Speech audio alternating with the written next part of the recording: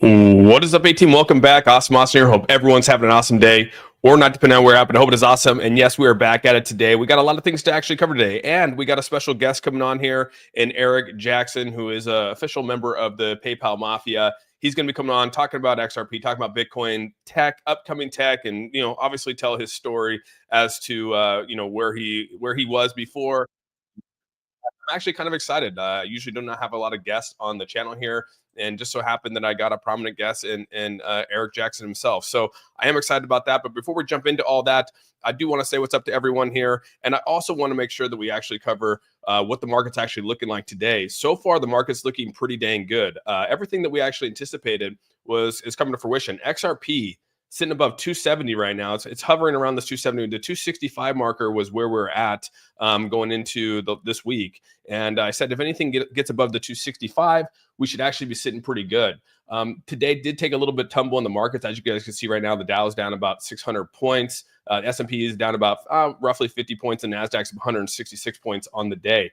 Positive things right here when it comes to CoinGlass is that a lot of the shorts out here are getting wrecked. Positive things in the market for people that want to see an upward trend in the market. You can see here on the hour, the 4 hour, the 12, and the 24 that shorts seem to be the odd man out here. So that's potentially a good thing here in the market that we want to continue to look at. And like I said early on here, the 265 is the marker for where we're at. We do want to see this continue to climb up. And I do think that we're actually going to finally start to see a breakout here. Hopefully back to the 280 marker would be where we're at. And so with all that, I want to say what's up to everyone in the chat here. We got Big Watch Dude in the house here. Good to see you guys. Love to see the mods in the house here. Toolbox, what's up, bud? Good to see you guys. And like I said, excited to bring Eric on today. I don't have a ton of guests that come on, and just very happy that he's going to come on, talk about tech, talk about his time with PayPal, and just sort of where everything's at, and obviously what the future is looking like with Pure Wallet and everything like that. And so without further ado, I do want to bring Eric up here on stage. He is backstage. What is up, Eric? Good to see you, man. I appreciate you coming on. Hey, Austin. Good to be here. Yeah, I'm happy you're here, man. And like I said, if you guys want to know, Eric did write a book. I did put it down in the description box below. If you guys want to take a look at it, it's actually a pretty good read. It's called The PayPal Wars. And it's actually a really good read. It tells you pretty much everything you need to know about how PayPal sort of came up, where it's at. And it's crazy how many like prominent figures are in like you actually worked with, which is pretty cool. And so maybe I'll let you give an introduction I'll give an introduction. You can just go in and maybe give an introduction of who you are and sort of, how you got here. Thanks so much. I mean, it's great to be here. I'm really excited about it. So yeah, you're right. My book, The PayPal Wars, it really kind of captures like the early days of PayPal. And, it was just crazy to be part of that whole thing. It really was, looking back, working alongside Peter Thiel, Elon Musk, David Sachs, Reid Hoffman. I mean, there's a lot of, titans of industry, right, that factor into today's discussion, not just around technology, but also politics, society. There's Elon actually seems to show up everywhere. I think I have a theory that now you can't go more than 2 hours without talking about him. You can't. I would agree with you. I think he's pretty much dominated every tabloid, every network, pretty much. Obviously my generation. Obviously, a lot of people look up to Elon as sort of like the savior to a lot of things, and there's a lot of people here in crypto that really like him. So he's amazing. A lot of stories to tell about my brief time working with him, but it really was kind of like an origin story. Right. So the PayPal Wars is really about the sort of like in the trenches view of that period in time when PayPal got started. And it was just really insane because of not only the amount of talent that kind of came together, but in some ways the lessons that it even teaches us about today and what crypto has gone through, what online payments have gone through, just anything that's related to, financial empowerment. And all the forces that came and pushed back against it. That's why I call the book The PayPal Wars, because there's like all these different forces that attack it and really, put PayPal through the ringer for it to survive. So anyway, I would just say briefly about my background. Yeah, that's kind of like where I started my my journey in tech. I had actually been a financial consultant for like a year and a half out of college, and then got rescued by Peter Thiel. Actually, I turned him down the first time he tried to hire me, so that was not my smartest move. It was far smarter when I said yes the second time when he tried to hire me, and fortunately took that job. Um, That's pretty but crazy to know that you said no to Peter. I mean, being yeah, the figure that he is today, like that's pretty wild to think. You know, not a yeah. lot of people would probably do that. Yeah, well, it actually makes me sound kind of stupid, and perhaps that's true. But I'll tell you what does make me sound a little smarter. So I'd studied at Stanford back in the '90s, and despite being like right in the middle of Silicon Valley, they still really pushed a lot of their young graduates out into the workforce at like really big consulting firms, iBank firms, And I think the real reason was that all those companies paid a lot of money to like the Career Center, and they hosted stuff, and so it just was kind of easy for them. So I wound up at one of those big consulting firms, and I thought, okay, this would be good. I'll work here for a couple of years, learn a few things about different industries, learn some finance and strategy, and then maybe go to biz school or something like that. And it actually turned out it kind of sucked. It was just I felt very disintermediated between anything I did during the day and like creating any value. Like I felt very little ownership. And so I jumped ship and went from what was like a 60,000 employee worldwide firm that had been around 100 years to go work at this little startup. It wasn't even called PayPal, it's called Confinity, right? And with hindsight, and I'm older than I look, so we're not going to talk about that though. But this is like right before the dot-com crash back in 2000. And so with hindsight, like leaving a 100-year-old firm to like go work at a, like no-name startup right before the dot-com crash, you could say that was kind of stupid, but or with foresight anyway. But with hindsight, it actually looks brilliant, right? Because I landed at PayPal, got to work with these geniuses and have an amazing experience. But then also I left Arthur Andersen, and Arthur Andersen would actually be bankrupt within a few years. Taken out by the Enron scandal. That's crazy to learn how fast you left, and a couple of years later they did go bankrupt. And I mean, we're talking one of the largest companies in the world, longest out there, and they completely upended themselves, which is wild. Which goes back to in your book, you talk about how when you left, they were basically like, "Hey, we're going to bury you. Like, you'll never get another place like this again." I want to know, like, what ended up happening to that guy that ended up sort of Yeah, that's right. Yeah, because the partner that I was working for was like very like nasty about it, and was just like, "You burn your bridge," and all these things. And like everyone else, and I don't say this with glee, but he would have had his equity position destroyed in that company just a couple years later with the Enron scandal, because the Justice Department went after the firm as a whole, and anyone that had an equity stake that they bought into and spent their career developing, well, they were screwed. And again, Enron was the end to them. That's what caused the end to them was Enron. Everyone knows the Enron scandal that's out there, but that was the end to that establishment, which is crazy that a 100-year-old business was taken down by Enron. I mean, taken out by Enron, and there certainly was there's misappropriation of resources, and they lied on the audits and so forth. But there's always a question of like, did the whole firm deserve it, or did the culpable parties within the firm deserve it, right? And so without kind of relitigating that question, what I think is the interesting lesson that's the so what of all that is like, okay, things can move quickly and change radically. That, the perception of safety versus risk could actually turn on a dime. So assumptions that people might have, like for their career, for their investment portfolio, whatever they're doing in crypto, all those things, like you need to constantly reassess them, because any like assumption you have in the back of your mind that the way things should work, it may not be the case, right? And so I think that's actually like a really critical lesson. And also, I think there's a lesson about government capriciousness there, right? And again, I'm not here to say that the Justice Department should or shouldn't have shut down the entirety of Arthur Andersen. They did that because they got a criminal conviction against the firm. You can't operate as a CPA firm in light of that. But it does show that there was like discretion and choice. And very quickly, right, without, that outcome could have been different. But that firm and its 100 years of history were just gone. That's crazy. It was crazy when I was reading that how that all sort of came together. And I mean, it kind of is a brilliant move. I mean, how you ended up you ended up leaving this basically what you worked for with Stanford, right? I mean, you were kind of like, hey, this is kind of the roadmap. This is where I'm supposed to go. This is the next step, and you kind of derail that and take a risk and go obviously work for Confinity, which is now which was the mother of PayPal and Peter. And to know that you were the 27th employee of PayPal is pretty wild to think, and an official member of the PayPal Mafia, which again, I think that's that's a sort of a cool thing. I mean, to have out there, considering how many people are actually in that PayPal Mafia.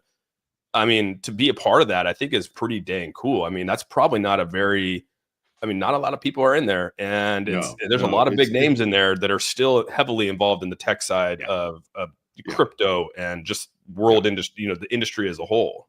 It's amazing, right? Looking back, like I knew that there was something special about who was there and what we had done. I kind of realized that soon after it ended, as part of the motivation I had all those years ago to write the book.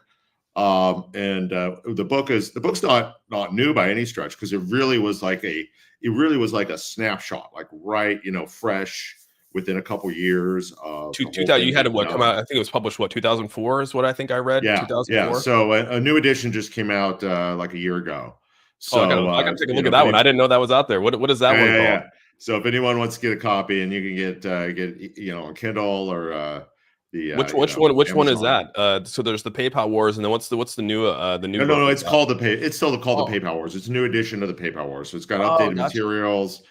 It has some new just content in it as well to just kind of refresh it. But I kept the core of it was the same and unchanged. Like I had a chance to refresh it. Yeah. And so, it was interesting coming out of that, because I knew it was like a special kind of I knew Peter was impressive and formidable. I knew him from my time at Stanford. I wrote for a student newspaper because he was older than me. But I wrote for a student newspaper called the Stanford Review that he had started as kind of a free market bent.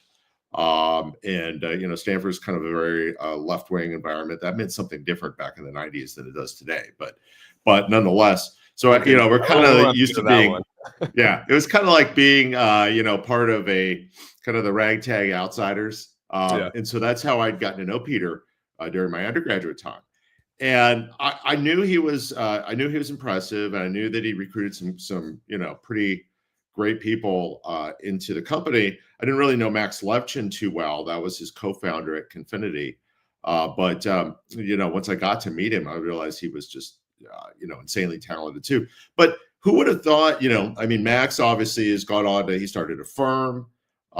He was I believe he was the chairman of Yelp. He might still be, I'm not sure. And then you had, of course, Jeremy Stoppelman, who's the CEO and co-founder of Yelp. You had Joe Lonsdale, who was co-founder of Palantir, along with Peter Thiel.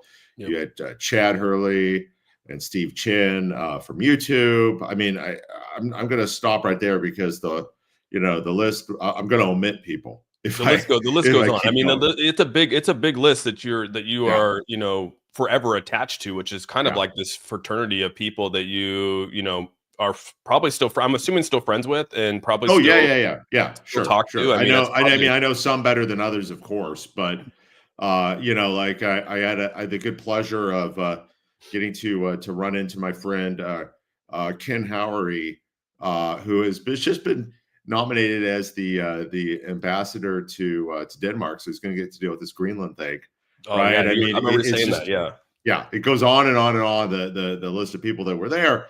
And so, there's a couple things to, I think that are interesting questions about, like, how did this group get together? How does like like an Avengers or Justice League or something like that? It kind of feels like that, especially in the tech industry. It kind of is.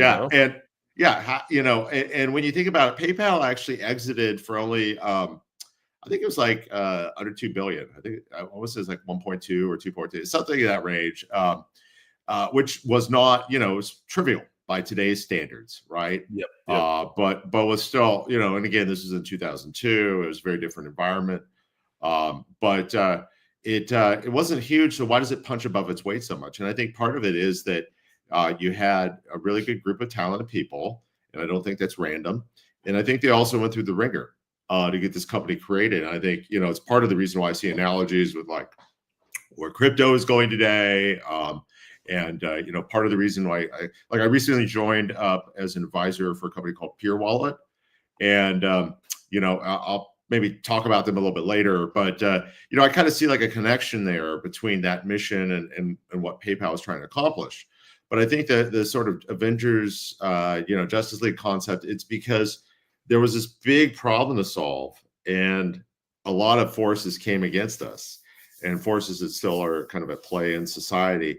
And then, when we had really, really good people. So the good people, I think the good people came. I think that story is sort of simple to explain.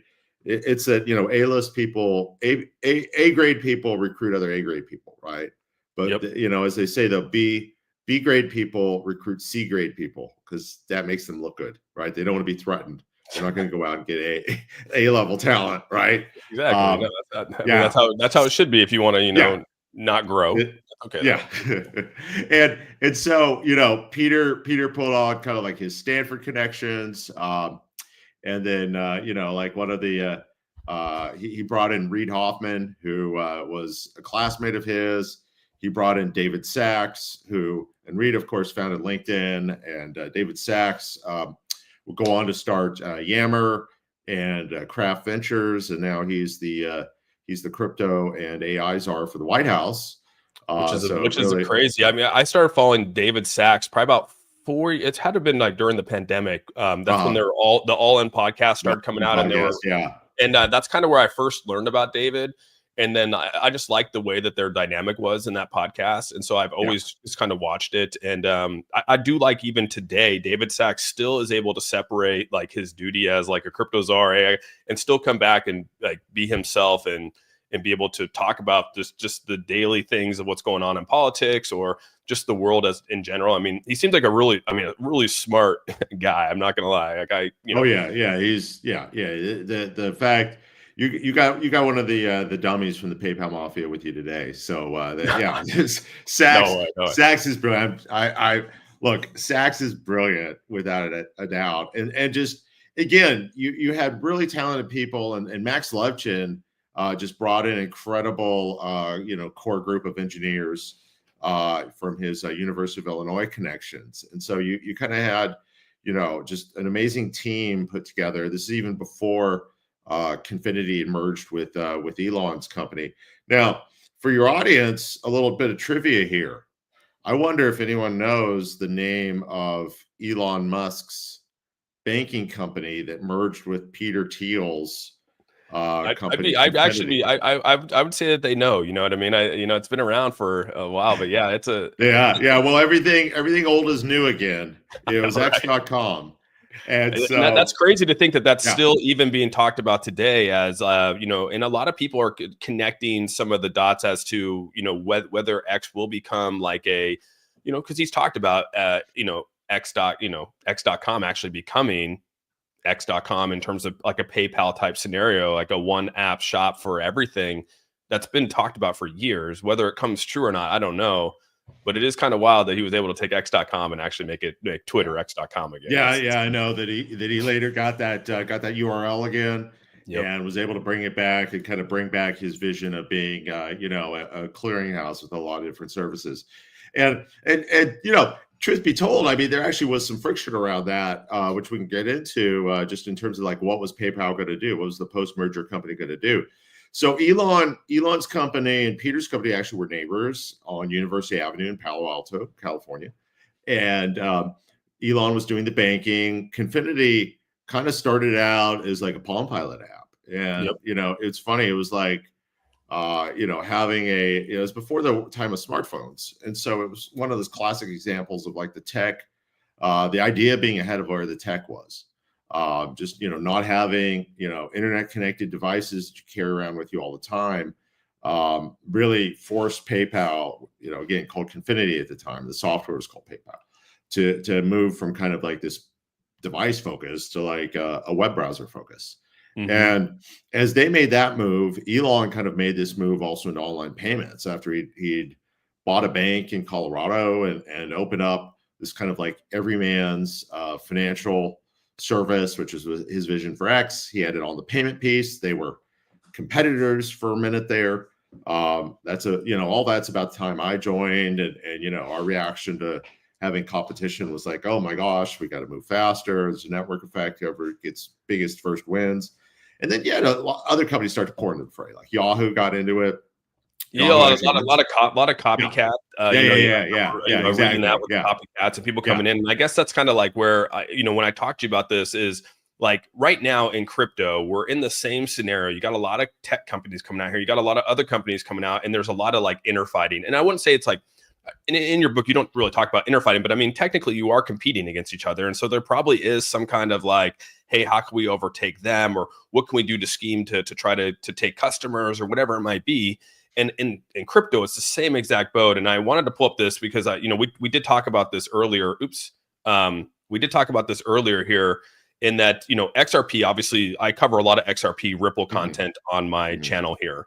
And one of the biggest things that people battle is, obviously Bitcoin maxis and that of XRP. You got basically this inner fighting of crypto people that want to say that one's better than the other, or what can we do to like make people not like XRP and maybe be more towards Bitcoin? And one of the biggest, obviously, I don't know if you know who Jack Mallers is. He's big prominent figure, created a few things here from a tech side in the Bitcoin side, but he was one of the biggest voices out here that is like lobbying against Ripple and XRP to like continue to grow their technology in this space, and they feel that it's a major threat to crypto.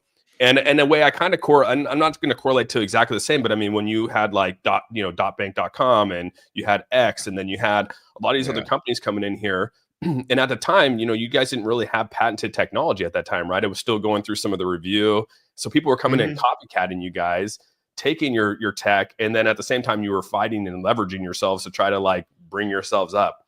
And I feel like XRP is in the same boat right now with Ripple and everything like that. Everyone wants to attack Ripple for their technology and what they're trying to do to advance this space.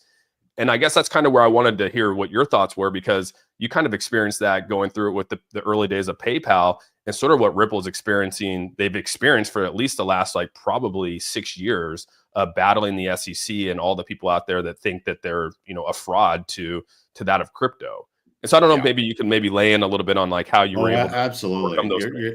Yeah, and you're spot on with the analogy, right? I think that, again, I think it's somewhere, I think it's like the book of Ecclesiastes or somewhere like in the Old Testament, it says that, there's nothing new under the sun. And that's kind of true. And it's funny, hearing a tech guy say that, right? But yet that's still kind of true. Like everything's an echo of things that came before. At least humans aren't new. The stuff we build is new. Yeah. So, one, I would just like big picture, kind of reflect back on PayPal's early years. And after that, the decision was made for Elon's X.com and Peter's Confinity to merge. That decision was made because of the realization like the market was going to be really tough, and there were going to be all these copycats, and that there was a real value to kind of getting to the point of being the biggest, right? The power law was in effect. The gap between first and second would be huge. So that was, a big motivator. And of course, it turned out that was super helpful because the market itself would be very tumultuous, right? We went from like a bubble to a bust in the course of just a few months. And actually within about a month of the merger being done, like back in the spring of 2000, the NASDAQ went from like 5,000. And I know that sounds so quaint nowadays, but it was like at 5,000, dropped to like 2,000. Like, I mean, think about that. That's a 60% drop. It's nuts. And that happened like in a matter of weeks. We haven't had that since the pandemic. So yeah, I know, right? Yeah, and there's some crazy government policy behind that too. Yeah. But I mean, actually, that's one of the things that I think I would consider, right? So you had this crazy market backdrop. A real influence from policymakers. That was part of it too. You had a super competitive environment where, frankly, because we had like Citibank enter into the market soon after that. And then of course, the biggest one of all was that we had started getting a lot of traction on eBay, where small businesses were selling through there as a platform. And this is well before, there was any sort of easily standardizable way of selling, direct to consumers. Amazon wasn't really a viable marketplace. eBay was a great sales channel. So, but eBay then brought out their own service. And, it was just amazing because our competitors would trash us. The media was very skeptical because the tide had turned against .coms in general. We had foreign crime that came after us. Like you had mafia rings, kind of call them as like Russian mafia, but I mean, in reality, they're, from all over the place. And they realized that PayPal, they weren't breaking into PayPal per se. Like the encryption that Max Levchin had built was, ironclad. But the question with PayPal was always philosophically like, you've got to let people into the site, right? You want to have an open door policy. So, you had criminals. Anyone and everyone could use it if they choose to. Yeah, exactly. And so you had criminals coming in with stolen credit card numbers, not that they hacked out of PayPal, but they got on the black market. And so, they're looking at PayPal as like a cash register. How do we, actually get cash off these things and take it out? And then the government, because I kind of alluded to this earlier with like that question of like, should Arthur Anderson have lived or died, right? And again, I don't pretend to have an answer to that because it's a complex question. Almost doesn't matter what I think at this point because that's, a quarter of a century ago. But the government didn't know what PayPal was. And when I say the government, I mean like every branch of it, the feds, the various states. We had Elliot Spitzer, who was governor of New York at the time, or attorney general of New York, I should say, at the time, coming after us. We got banned in the state of Louisiana. PayPal got banned in an entire freaking state. And the reason, they didn't know what to call us. Oh, wow. They didn't know what to call us. Are you a bank? Are you not a bank? Well, we don't know. Let's ban first, ask questions later. And that we resolved the Louisiana one. You might remember from my book, I discussed it. We actually, we sent out to all the, like, I think it was like 50,000 people that were users in that state. Information that they'd been banned and also telling them the government entity that had caused it, and we provided the phone number for them to call. And so they just completely swarmed that office with complaints. It's good to have it's good to have an army behind you sometimes. Yeah, right. Well, I mean, they were being hurt because the service with PayPal was valuable to them. And so, that office kind of recanted, and then, they lifted the ban and we started to work on things. But, but it just shows you that because we were new and there was no easy label for us, government was kind of capricious and arbitrary, and you just, had it kind of coming from every which way. And also the courts. I should mention that there was just, insane litigation left and right too. And so all those things, actually, I think you could draw an analogy to whether it's Ripple or really so many innovators in the crypto space. It's just we haven't had a clear set of rules. The playing field and the regulatory environment have just been, again, it felt very, I'll use those terms, arbitrary and capricious, especially the SEC, right? At least until now. There's signs of hope there, but the use of the media, the use of different competing interests. There's just been so many different things that you could see in crypto that opposed. There's my old boss, David. No, that's I wanted to bring it because you brought up regulations, probably one of the biggest things here, and I would assume that like with XRP, when people are attacking your credibility, attacking your tech, attacking those things, you're probably doing something right, or maybe not. I don't know. What are your thoughts on something like that? Yeah, I think so. I mean, I think you get attacked when you have potential. I think you get attacked when you are a disruptive force. People don't go after things that are trivial. Right. I mean, how many times was the government? I mean, you talk about the government going after PayPal, taking down sites. I mean, the SEC is obviously the only focus the SEC's had on crypto right now is obviously been some of the exchanges that have been out there, Binance, things like that. But I mean, the full focus has been on XRP and Ripple. And it kind of just makes me go crazy because you have all these other things, all this other fraud going on out there. I mean, even, we have today was actually announced today that the SEC is launching a whole unit out here to combat cryptocurrency fraud. Which is a new take on this, but you can see there's a lot of fraud out there, but they focus on Ripple. And it's just kind of wild to me. Like, why is Ripple the focus of the SEC when we all know the tech behind it actually can move along crypto in a really good scale crypto in a large way to move things across borders, make payments easier, make things faster, but yet we've derailed it. And it just kind of blows my mind. And that's where, I mean, like I said, I draw the correlation because PayPal, like you said, obviously has gone through it through the ringer and stuff like that. And so it just is, to me, I feel like if you're doing something right, and it maybe throws a wrench in something that the government's doing, whether that's, through Swift or whatever it might be, they're going to probably knock you down a couple of tiers and let you fight through it. Yeah, yeah. I mean, why, why, what is the reason for targeting Ripple and XRP? I would actually say, like, big picture, it's hard to actually give a reason that, for the SEC's actions, like the prior 4 years in particular, other than the fact that they're just inherently hostile to anything new and they want control over it.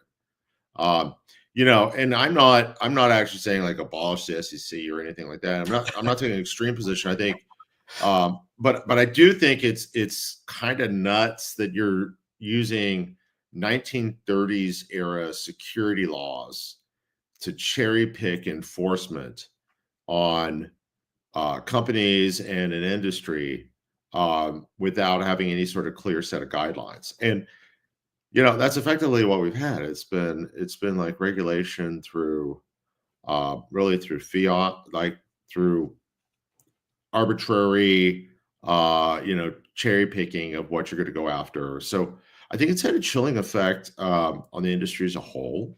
I think it's been unfair, certainly unfair for what I've seen about Ripple and XRP. I don't, as to the reasons why. I think it really does come down to control, wanting to control it, wanting to have oversight of it. I mean, let's just take the issue of like Coinbase, for example. I mean, I don't know what anyone's position is on it. It almost doesn't matter, right? Like it is what it is. People like the service. So when they went public, they went through the process of review around getting audited, providing their prospectus, going through all the due diligence and the regulatory paperwork to become a publicly traded company.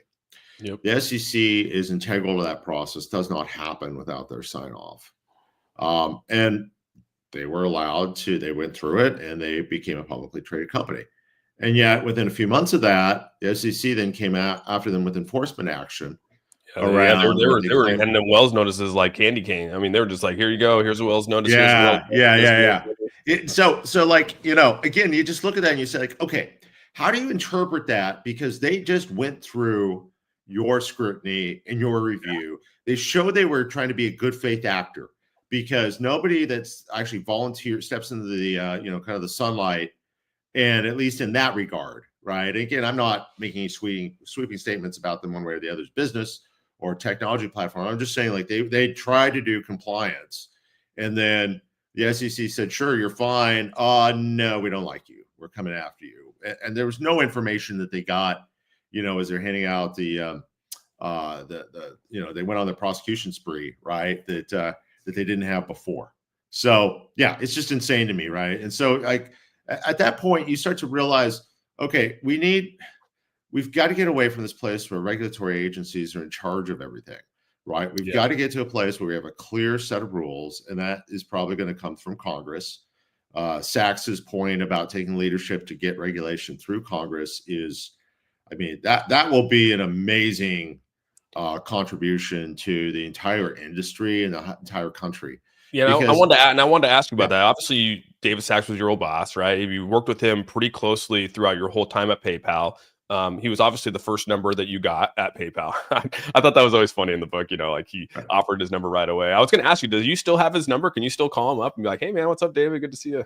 I'm not going to try to call him these days, but I email him pretty frequently. No, David. That's cool, though. Yeah. No, David's great. And we are still in touch. He was a mentor to me. I benefited tremendously from having a chance to work with him. That's cool. That's super cool. He's very good with execution, and also with being, high level and abstract thinking, and then how to like pursue strategy around that. And so, like, he's kind of the perfect guy for this job. I mean, not only does he come out of That's the that's actually industry, good to hear. That's actually good to yeah, hear because not a lot of people probably knew who David was. I mean, some people probably did, but there's probably a lot of people that didn't know who David was. right, And right, knowing that like this is actually a high priority for us. You talk about the Coinbase. I mean, Coinbase was a big push as to probably why we have David in a position like this. Same with Ripple and their the attack with the SEC because they were all asking for regulation. They were all asking for a roadmap to be exactly, able to play within the guidelines of exactly, what was set yeah, forth. And yeah. so, like, how good do you think David's going to be at being able to prioritize putting this legislation out there and actually not just putting it out there, but getting it to actually pass and get the buy-in that we need to be able to move the industry forward? Well, I'm pretty optimistic on several fronts. So, first of all, with regard to David, I mean, his pedigree, his intelligence, his background, I mean, they all should be really encouraging to everyone. And I'll just note this: besides the fact that he was, as responsible as anyone, outside of like Peter and Max, for PayPal's success, and that's a big compliment right there to hand out. Um, he's gone on and he's been a venture capitalist, so he has like a real understanding of like that industry. He's had particular interest in Web3. That's been an area of his focus for a long time. I remember him saying a few years back that kind of like it was a bit dismaying that you hadn't had kind of the development of the number of critical killer apps, so to speak, for Web3 that he was hoping. And a big part of that, as I understood his point, and also is my way of thinking, was that this regulatory uncertainty just stifles innovation, right? Like you don't get the kind of investment of risk capital as well as people, willing to and able to go and create new things if they don't know what the rules are, right? Yeah. It's just as simple as that, right? I love the fact that you've had calls for transparency and clear set of rules by large organizations like Ripple, like Coinbase, because again, nobody's talking about some sort of like free for all with swindling. I mean, this is not a choice between the SEC's way of doing things and Sam Bankman-Fried. Like that is a false choice, right? And so Yeah. David understands this, I think, terribly well. And you know what's interesting? He actually was an intern on Capitol Hill early on in his life. I think that might have been during his college time or right after his college time. I think if unless I'm mistaken, it might have been with Representative Chris Cox way back when, like in the 90s. So David has a unique perspective. He comes from the industry. He's a supporter of fintech. He's a supporter of crypto. He's a venture capitalist, so he understands like the need to get capital into this world to be able to finance innovation. I think I can't think of anyone better. Like honestly, I can't think of anyone better. And yeah, he's kept a low profile till now, but don't let that fool you. He's sharp as a tack. Go listen to All In if you don't know that already. Yeah, he's the perfect guy, and clearly Trump trusts him. And so again, I'd say there's nobody better for this job.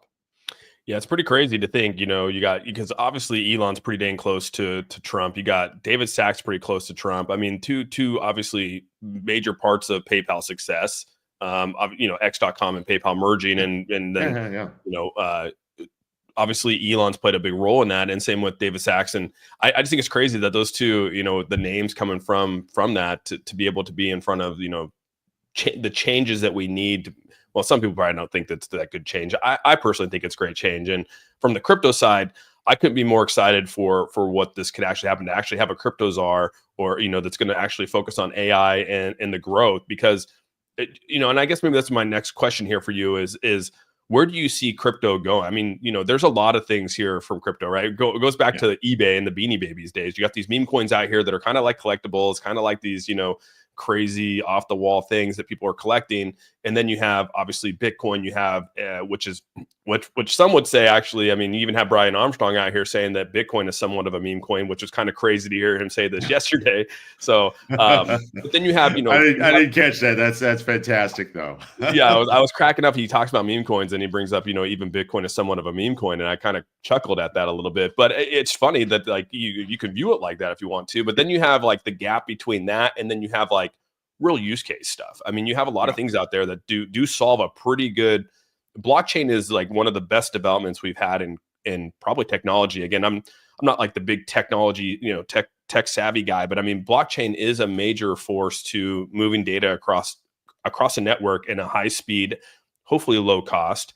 And we're starting to see that. And I guess to move this forward, what I'm trying to say here is that when it comes to me, like we have this whole spectrum of like what crypto brings to this space. And I guess I just want your take on sort of where you're at with it. And do you hold any crypto, or do you dabble in crypto at all? Oh yeah, for sure. For sure. And I steer clear of making public recommendations or trying to advise people on how to invest. That's not where I go. But broadly speaking, I'm bullish on the industry. I'm bullish on the whole sector. I'm bullish on the ability to really improve people's lives. I mean, I think at the heart of it, like tech that's worth doing does something valuable, right? There's a lot of tech you can build for the sake of it, or just for flippant things, trivial things, or even malicious things, right? We've had unintended effects of social media on mental health that have to be thought about and addressed very seriously. But crypto's potential is huge, and so I think that it does start with actually regulatory clarity. It does start with kind of laying the groundwork for more innovation to happen, so that you can get additional applications built, so that applications that start out kind of small and niche can go mainstream. And also that existing players that are in either financial services or fintech can start using. I mean, I think I would hope that like 10 years from now, the idea that there would be no distinction between crypto and fintech. Like I think those spaces kind of conceptually merge, because this is technology that needs to be, you know, utilized in just such a broad array of use cases that drawing that distinction, it's kind of a distinction without a difference. And here's one way to think about blockchain, right? From sort of a technology perspective, right? So you look at where blockchain itself is as a technology, and people debate the pros and cons of different chains, and and that's cool. But we're only like 15 years in to this type of computing existing, and you should think of it as a type of computing, right? I mean, people mostly focus on the tokens, and that's cool. But behind the tokens is actually like a distributed computing system. And so if you kind of think about like, okay, how would I think about like how quickly like mainframe computing advanced? It stacks up really well. Like if you think about from the 40s to the 70s or something, like I'm pretty sure that if you could come up with a way to quantify like computing power and advancement, if you could get that down to one or two variables and graph it, that the comps of what blockchain has been able to do in terms of computing power, usage, use cases, just everything would dwarf it, and would dwarf it amazingly. So that way of thinking about the power of kind of blockchain, it's already being used. It's being used at a huge scale. It's going much, much faster than originally kind of like mainframe computing when it was released. So I think all that's really encouraging, actually really bullish. And then I think also the idea of being able to utilize blockchain as a way of not just tracking ownership, but storing value, a medium of exchange. all these things, I think we're right on the cusp of so much of this being realized, and it's very significant. Like you're talking about meme coins, for example. Yeah. I have no problem with that because I think it's fun to get collectibles. When I was a teenager, I loved baseball cards, and I've still got a few of them around from those days. Right, like I went out and bought like a 1961 Mickey Mantle All-Star card, and it had like a big old crease in it, and I still got the things, got rounded edges, but I bought it because it was Mickey freaking Mantle. And Yeah, exactly. like that. Yeah. And so, you can't on the one hand say, have all these sweeping condemnations of meme coins. And on the other hand, be like, well, it was okay that I spent $20 or whatever it was in 1990 money, on a piece of cardboard with a dead baseball player on it. They're the same. They're the same. But here's actually where it's more significant. This is why like meme coins and kind of the technology on blockchain that represents are far more significant than my beat up old baseball card. It's because they're also establishing a use case that can be leveraged in ways that are far more powerful and potent. You can utilize that kind of technology for property, for deeds, for records. You're talking real world assets, moving it into a real world asset type. Yes. Yeah. And so when you think about like the importance of getting like a new use case out of crypto, and again, not to the meme stuff, it's fun, it's collectibles. I get it. Those are cool. But even beyond that, and it's not to trivialize that, but it's pioneering like a new use case where you can actually tie that to real world property. There's just so much that could come behind it with this concept of non-fungible tokens. Like it's an incredibly important concept. And again, that's the kind of stuff the freaking United States. We're the United States. We need to encourage that. Let's be the best at that, right? And by the way, no better person to say that than Trump right here. I mean, trying to make this the crypto capital of the world, I think is actually he came out and finally said it. I mean, it took months for a month now that he's been inaugurated to come out and actually say, like, because everyone's been waiting, like, when's he going to talk about? And finally, he comes out yesterday saying basically what you're saying, like, we're going to do everything in our power to make this the crypto capital of the world, and we're going to embrace crypto at a scale that no one's ever seen before. And I'm assuming, obviously with him launching his own meme coin, the Trump official and everything else, like there's probably a no holds bar. I mean, we talk about the wild, wild west out here and how crypto's kind of been the wild, wild west. You just, you can lose money pretty quickly. And I think we're always going to have scammers in the space, right? There's always, like you said, even with PayPal, as right? Long as there's humans in coming it. out here trying to scheme, so you're probably always going to fight that no matter how much you say we want to get rid of it. It's still, when you invite decentralization out there, you're going to invite people that are going to try to take advantages of it in any way possible. Just like they did PayPal. Right? Besides, you had organized crime, you had people running all sorts of scams like through eBay. PayPal me the money and I'll ship you, the new Sony PlayStation. They're still doing it right now with XRP. You log in, they're like, hey, send me your tokens. I'll give you 2. And it's like, wait a second, dude. Like, people fall for it. People actually fall for it all the time. And I don't want to minimize any of that because that's real. Like it impacts people's lives. But you know what? Before that was happening, you had snake oil salesmen selling out of the back of horse-drawn wagons, in the literal wild west, not the figurative one. So this is as old as humanity. But I mean, are you going to ban all cars because people die in car accidents? Right? I mean, you should actually try to solve the problems without sweeping bans and sweeping. You try to make them safer. You try to make I think. Yeah. And again, I'm stopping short of making political endorsements or, going down that road. I will give a wholehearted endorsement, of course, to David Sachs, because I just really, really support him and believe in him. But my point is like that, if government broadly speaking, and the president is, spearheading this, then great, because we need to lead this industry. And also, it's the same thing as AI. Someone is going to do it. And so, the thing about the United States, and this is not me being like nationalist and saying how great America is, the rest of the world's not, or anything like that. It's that we're a free society. And so we build good technology then that gets to benefit everyone in the world, right? Yep. We're Yep. not keeping it to ourselves. We're not going to use it in ways that are intended to harm other people.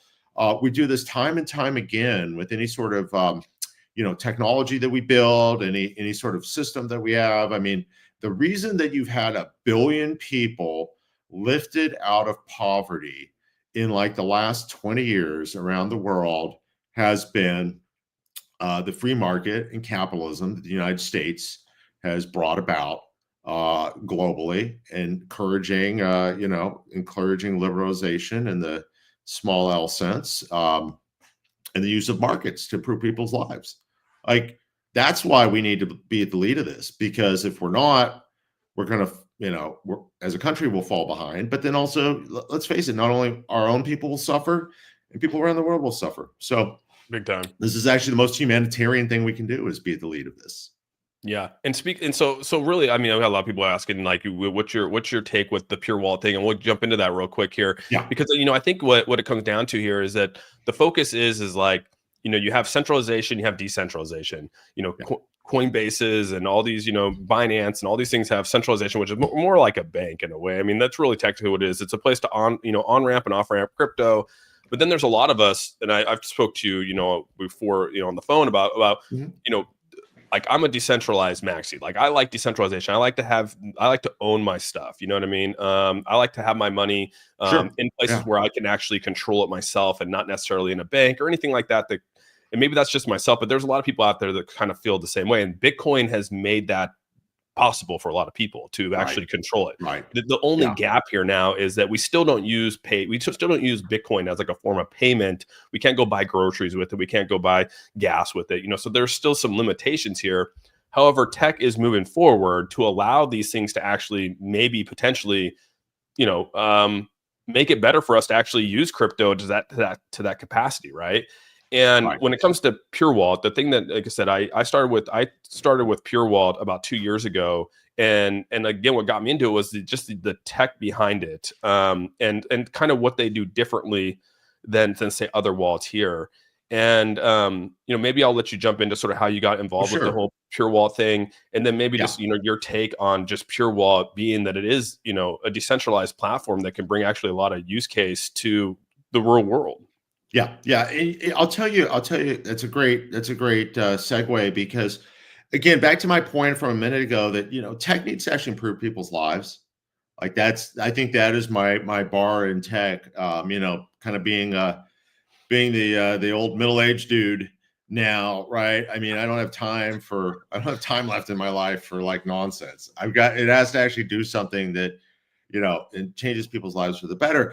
And I want to actually just to answer your question about Pure Wallet, I'll actually talk about PayPal. And it's not a non sequitur, so just give me a second to explain. So when I joined that little company before it was even called PayPal, when it was called Confinity, Peter Thiel was talking about how the vision was to build a platform that could change people's lives by empowering them, giving them control over their money, and being able to not be subject to the whims of whatever their local government is. Which, let's face it, governments have a tendency to debauch currencies, Yep. cause instability, inflate, manipulate We interest saw that rates. for the last 4 years was massive Even inflation. we're not immune, right? Even we're not immune. And so I think that really proves the case in point.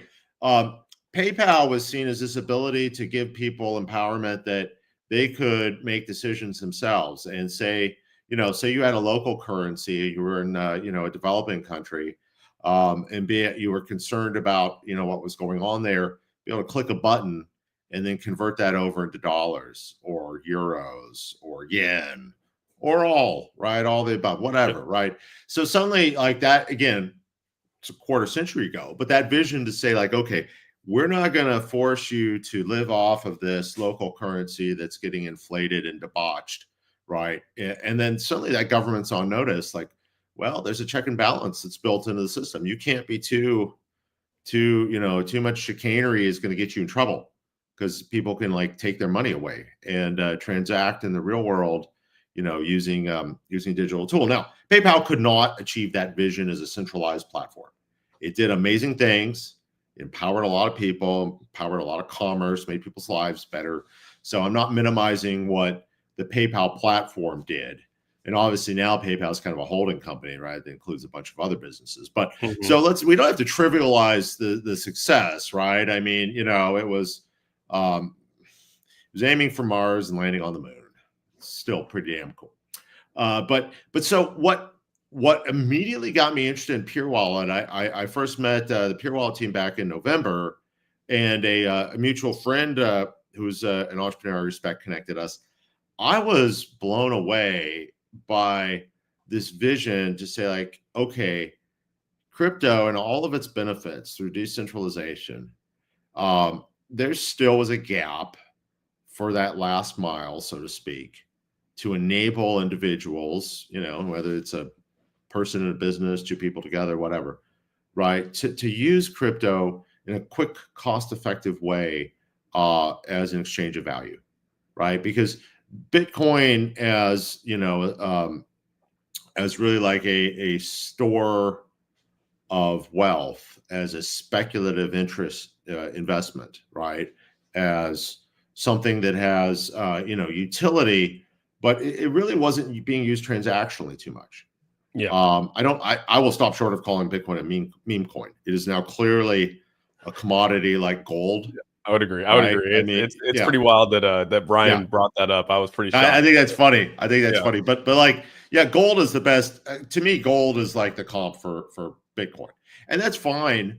People used to transact in gold when that was a feasible thing and also legal. Right. It's not legal really anymore, but that was a very common reason for it. Right. You could have a note that was issued by by a government that represented a certain amount of gold. So and then even before that, you'd have it melted into coins. So that idea, like, how could you actually get something like Bitcoin to be available, for that sort of transactional purpose? And Pure Wallet actually solves this in a very elegant way by enabling this, this idea that you don't have to have blockchain network access, that you can actually, transact directly person to person, via Bluetooth, NFC, whatever, like is kind of like shockingly brilliant. And then bypassing the need for for gas fees and kind of that lag and that wait time, they really built this elegant solution that kind of addresses all these things in like this holistic way. And then the other thing that really got me excited, I mean, so that in of itself should be enough, right? That's enough to say, like, okay, this tech is really novel, and I think in some ways unlocks the potential for crypto to fully achieve that vision actually that PayPal had all those years ago. But then I was also really impressed by both the fact that this is like patented technology, actually have patents behind what they've developed. So there's a gravity to it. It's come out of a university system, so it's not some dude. How big of an impact? How big of an impact do you think that is to have a patent? I mean, obviously, like I said, PayPal early on in the days, they were going through that, and there was copycats coming out, but now coming out and actually having this, backing it, saying that, like, this is our tech, this is patented technology on an international scale. Like, how big is that actually coming to market with that? It's pretty significant, because it also shows just the intellectual seriousness of this, right? That this is not, again, just somebody coming up with some scheme, that it actually has been developed by academics, and that it's gone through the vetting process. I think it's very significant. But I actually would say equally significant is like the certifications they've done. So this was the last piece of the puzzle, right? Kind of the use case, the IP, the intellectual property, and then the kind of the business rigor. They've gotten these well, you can see it right there on the screen, right? The ISO certifications. The 27001 is a pretty commonly viewed, almost gold standard for like a lot of technology companies. Like I had a SaaS company in the past that I ran, and that was like a critical designation to get around kind of the storing and transmitting information and documents, right, to be able to like support like a business use case, right, and then to go and get that as well as the 27003. You know, I don't know if the audience appreciates it, but you know, go to ChatGPT and ask it like, you know, what is the process for getting this certification? And then just you can see for yourself. Then like this is actually, you know, it's a lot of work that went into it. So I think that to me that's what's really exciting is the use cases that it enables and empowers, the kind of the rigor of the business process, and then the you know, uniqueness of the IP. They all kind of come together and point to something that I think is really, really interesting. But I do want to spend just a minute on that first item, right? The business, sort of the use case, rather. This is going to change people's lives. Like, it's exciting about what it can do for crypto.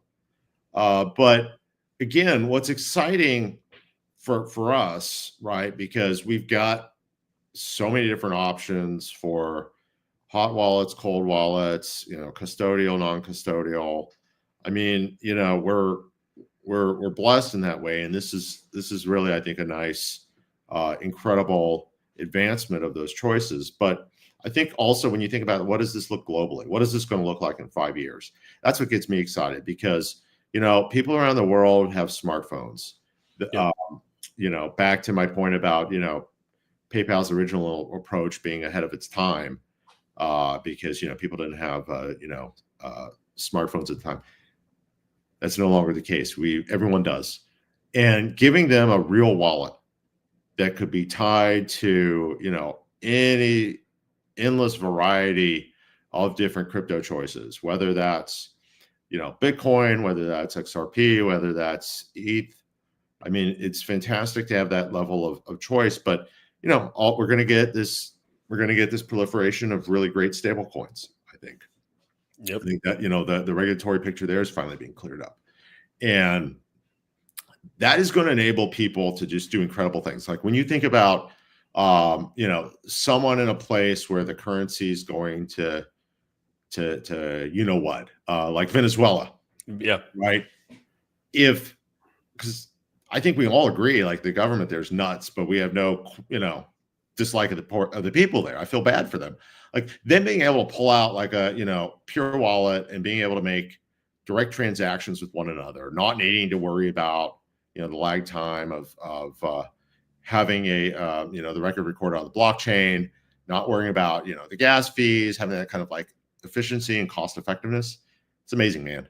It's amazing. It's going to give them a way to actually preserve their wealth and get it out of the local currency when you know, if their government tries to debauch it and rob all of its people. So anyway, there's a real humanitarian thing here. The tech is amazing. The business, the serious business process is amazing. Like I love all that, but that vision is what really ultimately pulled me in. So that's the reasons why I, you know, jumped on board. I'm happy to advise these guys as a tech advisor and really, you know, help them, you know, kind of grow their market demand for Pure Wallet, and really just help this tech hopefully get in the hands of as many people as possible. What do you think? What do you think Pure Wallet's biggest hurdle is going to be to like to get out there, right? The marketing side of it, or maybe even to get it into the hands of users. Like, what do you think is probably going to be the biggest gap? Being that, you know, you're competing with a lot. There's wallets everywhere. I mean, you know, we can go down the list of all the wallets. There's like 450 different wallets out there. How do you see? What are like Pure Wallet's hurdles going to be, and maybe how would they overcome those hurdles and maybe be prosperous down the road? Right. Well, you know, I think the problem is kind of what all good technology has, right? I mean, when you think about like, you know, building a good tech company, there's the issue of, you know, can you actually execute on the technology? Two, can you get validation in the market? Like you solved a problem that people want solved. I think That's validation in the market, right? I feel like validation in the market seems to be the biggest hurdle, right? Getting people to trust that it's actually real tech, trust that you're not going to like hose them, and then actually, oh wow, this works for me. I can actually see how I could use this. I feel like that's kind of like one of the biggest always an hurdles. issue. That's always an issue. But I'm less worried about that in some regard, because I think like the existence of the problem though is pretty self-evident, right? So there's definitely sort of like tech in search of a problem, and I don't think that's the case here. You're right about consumer demand and adoption. That's true. I think that's ultimately an issue of distribution, right? So I would say that. So like if you're kind of thinking like, systematically, what does a tech company have to overcome? You can break it down to more or less 4 or 5 stages, right? Or 4 or 5 hurdles they have to clear, right? There's kind of the, can you build, right? That's tough because you got to figure out the chicken and egg problem. How do I build something before I have no resources to build it? Correct. Yep. Right? How do I how do I overcome inertia, right? Inertia in physics would say that things at rest want to stay at rest. How do I overcome that, right? So there's that. There's the concept of just any form of validation, right? Can you prove that you actually are needed? And then there's a question of distribution. Can I get this in the hands of people? And then finally, there's a question of product market fit, right? Can we really get this to the point where, it's actual viable business and it can make money and scale, right? Because that's kind of the key ultimately to unlock scale. You generally don't want to do scale before you actually know that you've achieved all the other things. So distribution, I think, is kind of the place where they're going to need to turn, their efforts to over the months to come. And I think it's going to be through a combination of marketing, of partnerships, of also, and this is the specific point you made, which is spot on correct, by the way. How do we position and get kind of the messaging right around it too, right? Because you've got to understand what are the concerns people are going to understandably have when they're adopting a new technology, particularly technology around their money. And how do we address that in a transparent, informative, non-condescending way? So these are great problems to go out and address, because I think fundamentally the tech's really solid and the approach they've taken is really solid. So I'm excited to work with them on it. And I've worked with other companies. That's kind of what I do now. I like to advise companies, and I get the luxury of kind of choosing who I'm going to work with. And just, in the case of Pure Wallet, again, when seeing something that's just so tied back to the origins and motivations of PayPal, like I couldn't pass that up. It was too good to say no to. So, Cool. Yeah, so I'm really excited to just be part of that team. Yeah, that's cool to hear. And I wanted to bring this up here because this is kind of interesting news that came out today. Is that Europe's central bank is trying to create a blockchain-based payment system. So, we're talking about payment systems, PayPal, all these different things. Now you're talking about Europe's central bank coming out here and trying to develop this. How successful you think that you think that's going to be a hard thing for them to overcome? Or, this is the first time we've heard this. Even the United States hasn't talked about creating a blockchain-based payment system yet. Do you think it's actually a pretty big hurdle? Knowing yeah, that's fascinating, man. So I'll full disclosure, I haven't had a chance to read up on today's news. Sorry, I shocked. I put this on you, but I just feel it fit our niche for the day. So.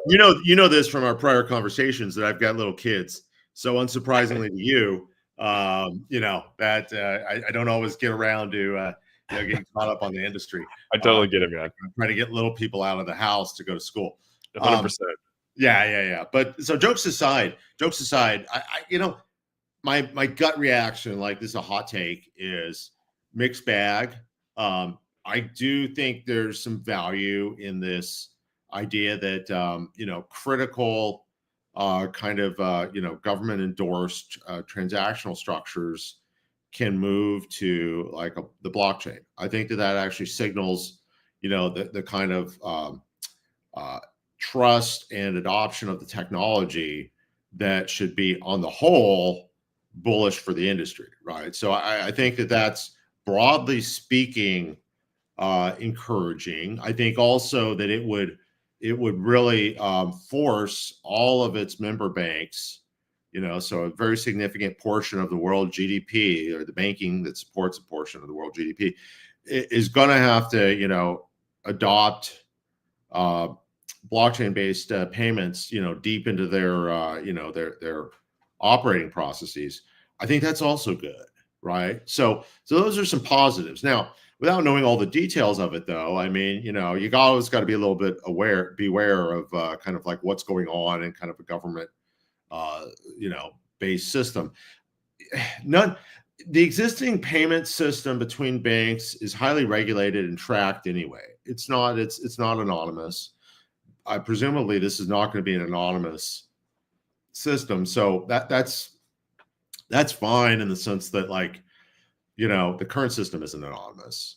Like Well, I think cash. Elon, I take that back because Elon did mention this with Doge, Department of Government Efficiencies coming out and creating for the Department of Treasury coming out and creating a blockchain based tracking of where the money goes. Again, True, yeah, for the government, yeah, for the government, and it's kind of it's like where right now you have a government that's you have a president and everyone that's trying to be as forthcoming as possible, or at least as transparent as they possibly can. But we only have 4 years of that. We don't know who the next person coming in and can completely derail the process of what we're putting in here. I just want to. I think it's kind of crazy, like where we're going with this blockchain stuff. Because as soon as it's on the blockchain, dude, you can't get it off. Like it's on there, it's stuck there. Yep. As soon as people see it, it's no there. You can't retreat. unsee it. And so, do you think this is actually the movement going forward? Do you think with a lot of people are just moving to a blockchain based system, or do you think that that's too transparent for most governments? I love the just that if that's the kind of discussion we're having, it's good sign, right? I mean, government should have complete transparency, right? The privacy that individuals should have in various spheres of their lives, that does not translate to government. Government should have to, operate in the sunlight and be scrutinized by its citizens.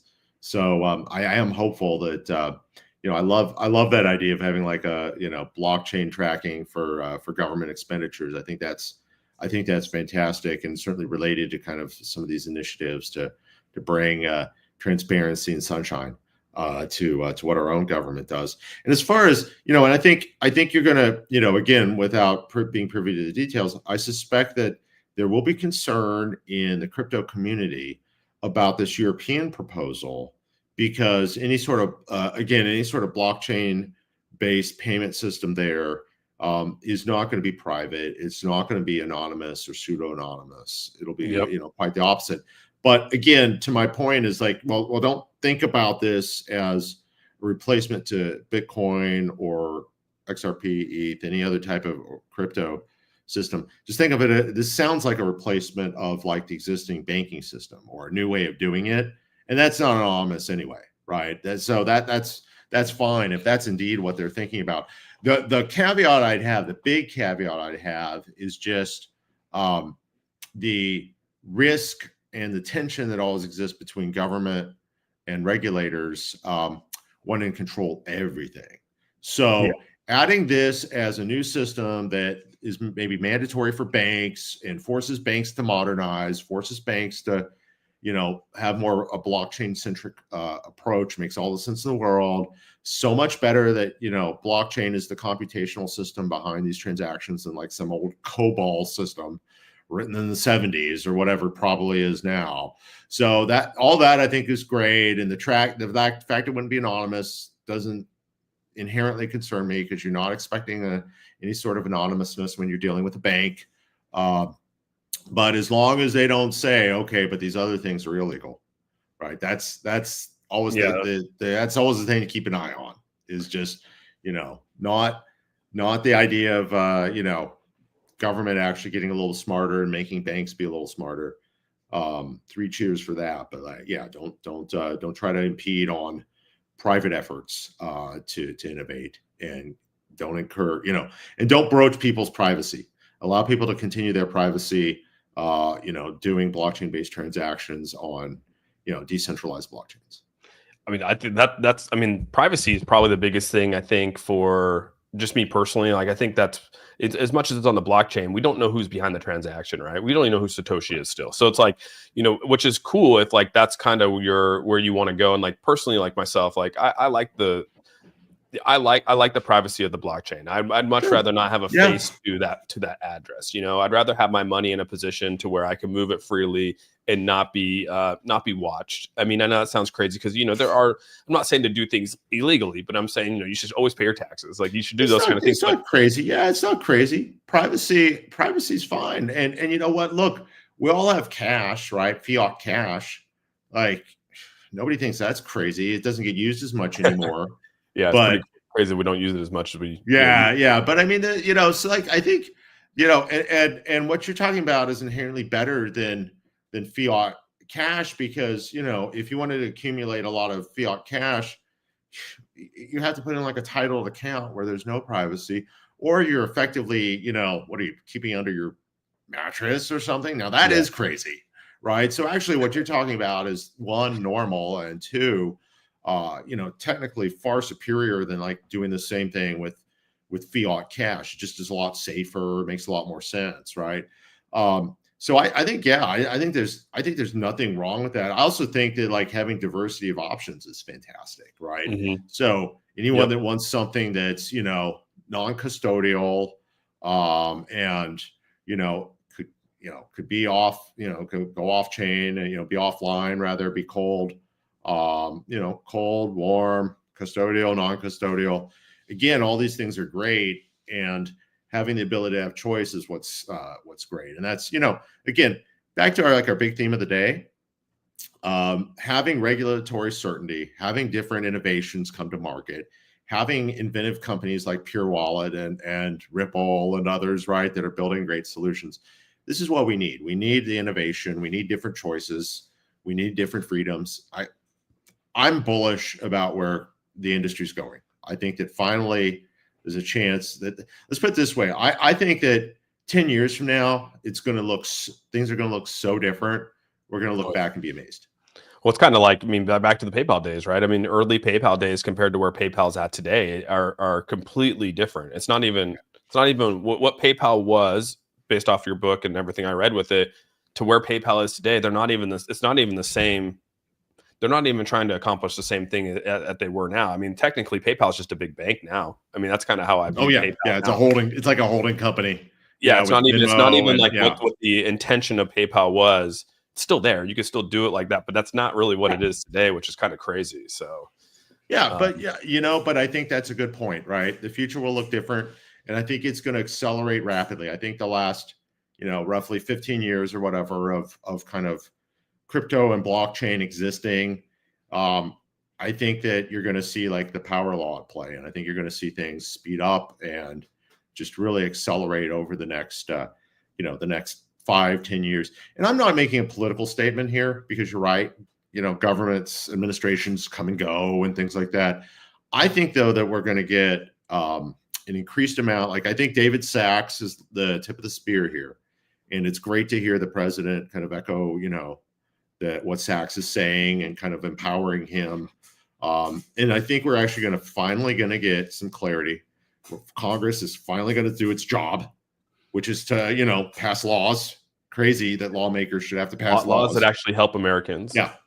That are fair, transparent. Everyone knows it, understands it. Like, it's crazy. We're talking nuts. This is like conspiracy corner here today. I know. About wanting transparency. It happens. If you listen to what Elon was saying, and again, I'm not here to toot Elon's horn here, but we really have become a bureaucracy. We've become less of a democracy, more of a bureaucracy, considering a lot of things are ran from the bureaucrats, not necessarily from the will of the people.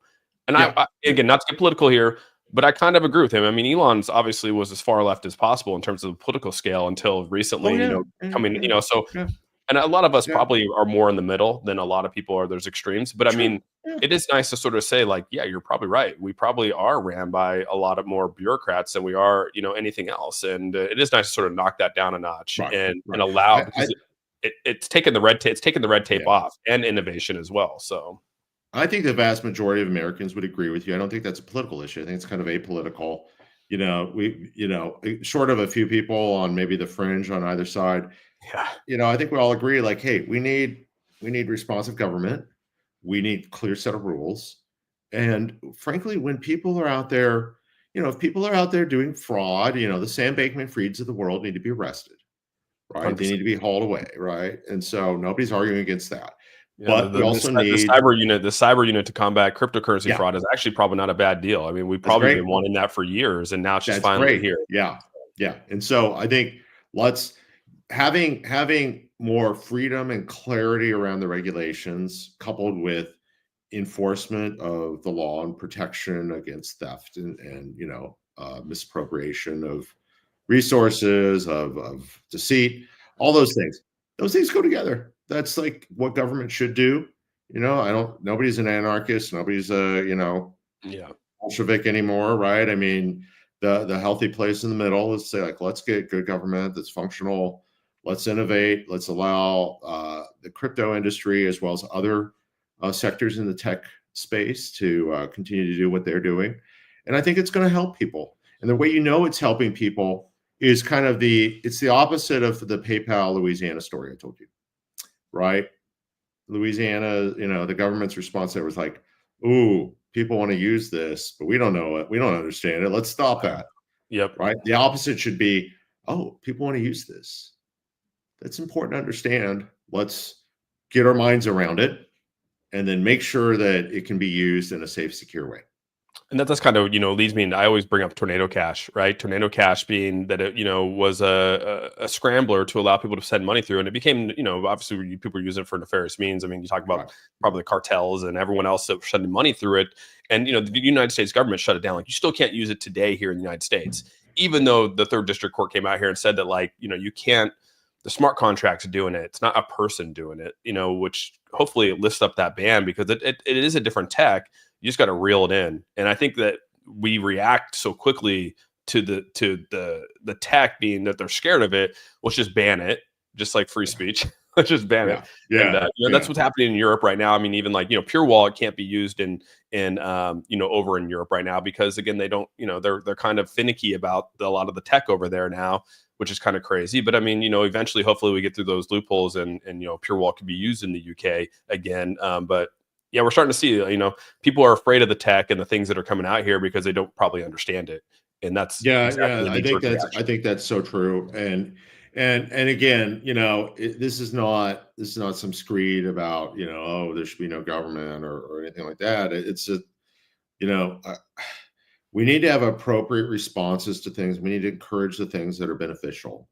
And when you're talking about, who benefits from new technology, from technology that people want to use, it impacts people's lives. They're using it in a positive way. And as long as the fraud or theft isn't happening, then, that's what needs to be supported, encouraged, and just have more of that innovation around. But I think also, just not to pick on the EU, although maybe I will, because it's kind of easy.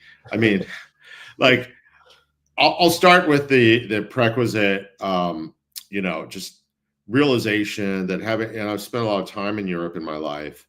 I do understand the catalyst behind the EU, the horrors of the two world wars, and just the need to kind of, glue these countries together in a way, bind them in a way that's reciprocally going to encourage, collaboration rather than conflict.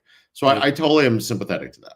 And I also realize that, like, things are pendulum. You can never get things exactly right. So they overcompensated and put it too far to the collective side. I get it. Like, that's kind of like why that thing existed. And then, but there are implications for that, right? And the implications also mean that they're going to tend to be more bureaucratic. They're going to tend to be further away from the people. And that's a little bit more kind of a European tradition, I guess, than American tradition. We're trying to get back to our roots, I think, here in America, and streamline things and disintermediate regulators. But yeah, so Europe, that's just not where they're coming from. And I think that's understandable. And I do think that it's probably gone a little too far. Maybe they need to swing that pendulum back a little themselves, but it's okay. But it actually makes all the more important for Americans to realize, like, hey, we have to be the leaders in this, right? I mean, and there's other countries too that I think are overall pretty good, right? I mean, South Korea, you could look at, there's a lot of innovation comes out of there. I was pretty blown away. I went over there and spent some time there, and I mean, the innovation's pretty. I mean, that's kind of. I mean, that they're pushed really hard. I mean, the youth. Yeah. I mean, you can see that's probably why their numbers of kids are going down, because they're so focused on their professions and trying to create that next best thing. Yeah, and it's pretty crazy. Yeah, my in-laws are all Korean, so yeah, it's very close to me personally. So it's not, so my statement about, like, prescriptive statements about America are not about superiority. It's actually a realization of that we're, like, in a unique place. Yep. and we've got a unique set of opportunities, and therefore I'd say responsibility, because I do think I look at responsibility like being the world's number one leading power, and also the number one advocate for freedom, as it's a little bit of a burden. And what does that mean in terms of responsibility? It doesn't mean that we have to sacrifice, though. It means we have to lead fairly, and then build and innovate in a way that gives us a chance to help. We can help others through helping ourselves, in the sense that if we build good technology, if we build good tools, those things will get exported and they will get used. Just like American values of democracy and freedom and competition and markets, all those things that were kind of during the Cold War, half the world is deprived of, has benefited them tremendously in the years since the Cold War. Yep. So I view it that way with tech. Like, Europe can't lead just because of kind of their predisposition. Mm-hmm. And I don't, again, I'm not griping. It's not that Europeans aren't as good as us or anything like that. It's just that is their system. That is the framework that they came out of the horrors of World War II with. So let's just acknowledge that, realize it's got to be us. We need to rediscover who we are. We need to have a system that's going to enable innovation, and that innovation is going to bless everyone else. It's going to actually be a blessing. I use that term intentionally to say that, hey, the rest of the world is going to, people's lives will be made better if we can make this tech and we can make these innovations. You say that you haven't followed the news today, but you sound like there was some JD Vance is over there right now, obviously talking to the European Union. And I don't know if you heard his speech, but that basically what you just said is exactly what he told the whole European Union about America and advancement, and almost to a T what you said. So I don't know if you watched it or maybe just accidentally that just popped in, but that was the news coming out this morning. So yeah, it's kind of cool to hear that, because I'll tell you, I should somebody get a message to the vice president, stop copying me. Clearly. Yeah, JD, come on, man. Yeah. I mean, maybe a speechwriter's read my book or something. I don't know. No, jokes aside, those are universal values, right? And left, right, and center. I think the vast majority of Americans hold them, and I do think that kind of the Ronald Reagan concept of the shining city on a hill is true, or at least it's aspirational, right? It doesn't mean we're the best. Too often people get derailed on that argument. 100%. Stop that, right? That's just nonsense. But what it does mean is, like, if you are that city on the hill, and we are, like, that's where fate has placed us at this moment in history. If you are that city on the hill, then you do need to shine. You do need to be an example. You do need to help provide, and by being the best version of yourself, you can also help your neighbors as well. Doesn't mean you're propping them up, doesn't mean you're giving them handouts, but you can help them because of, you're able to, your ability to be excellent, your ability to be your best. Like, I think it's so simple. I think that I think we align pretty well on that. Like I said, it's probably more of a across the board moral thing for most Americans. Probably feel the same way. Right. I think 90% of our countrymen agree with us on that. That is not meant to be a political statement, not meant to be a partisan statement, because I think I think you're right. It's just broadly true. And I do think that's why I'm optimistic. I think that, again, if America is committed to leadership in crypto, in leadership in AI, continuing to advance in quantum computing, all these different areas, right? And three cheers to Microsoft on there. Quantum computing is the next big one for sure. Yeah. And three cheers to Microsoft. They had that announcement yesterday about kind of creating like a new state to facilitate quantum computing. I mean, obviously that's going to have to be vetted and researched and so forth. They say next they'll have it within the next 4 years. They'll be able to solve the quantum. Yeah, that's pretty wild to think. Yeah. So that's kind of scary. So I mean, these are great things. These are great things. And here's the other thing too: it's that America is not going to use this type of technology to rule the world, right? We are not going to subject people, subdue people. We never have. We won't now, right? I mean, you think of what we did after World War II. Taking our enemies and rebuilding them, and rebuilding the victims of their, of their aggression as well, right? The Marshall Plan and what that did to restore Europe. turning Germany even Japan, right? Look at Yeah, Japan, yeah, right? yeah. Look Yeah, at where they're yeah. at now too. Turning West Germany into like, a great free country that would later be reunified, uh, 100%. bearing the cost of the Cold War and winning it peacefully, right? And restoring all of Europe to freedom, uh, not keeping South Korea as a property, but staying there as their friend, right? Mhm. And continuing that relationship with South Korea, with Japan today, with other countries around the world. And again, it's not that we get it perfect, but that is America at its best, and that is also what America will do. I think, being a technology leader and innovator, let's win that race. Let's win all those races, I agree. because again, we don't stay and we don't try to conquer. And if people don't realize, though, that there are other countries, and particularly China, let's just call a spade, that are going to have a very different view of these things, then that's disconcerting. We need to realize what the world is. And if you took a poll of all the other countries in the world, like if countries could vote and they voted honestly on this, who would you rather be the dominant power of the remainder of the 21st century, America or China? Well, Yeah, it wouldn't be China, man. You don't want to be. I mean, the communist rule is rough. I mean, and you hear a lot of things about it, even like the North Korean side of things. I mean, there's probably a lot of people you could follow and listen to, but it just kind of rough, and we're so blanketed with that. We don't know. You don't. We only know what we're told, but I mean, unless you experience it or see it, hmm you can't really say hmm a whole lot. And my based my on my understanding, I wouldn't want it. There's no way. yeah, yeah, my wife's late uncle, his name's Bung Ho Kim. He's a university professor in Seoul. He passed away just last year.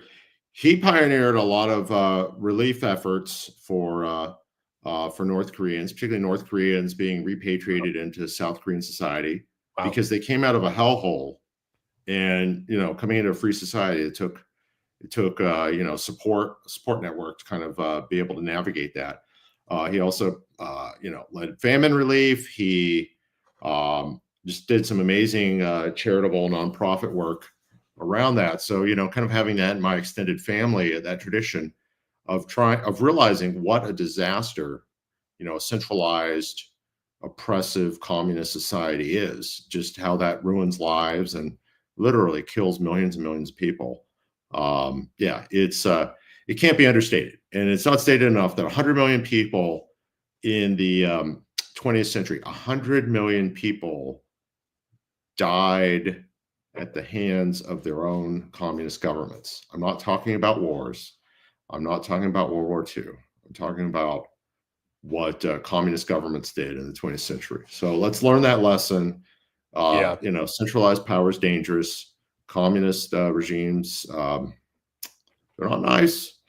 Yeah, And well, I mean, so, when my first taste, I think it was Young Parks is her name. She's on Joe Rogan's podcast. She's from, she's probably one of the biggest advocates against, North Korea. She talks about her whole life story on the Joe Rogan podcast, and that kind of mhm. opened up my eyes to just like the brutalness of a regime like that, and it's just sickening. But I mean, we don't got to get into all that, and Yeah, no, but the case in point, to bring us full circle,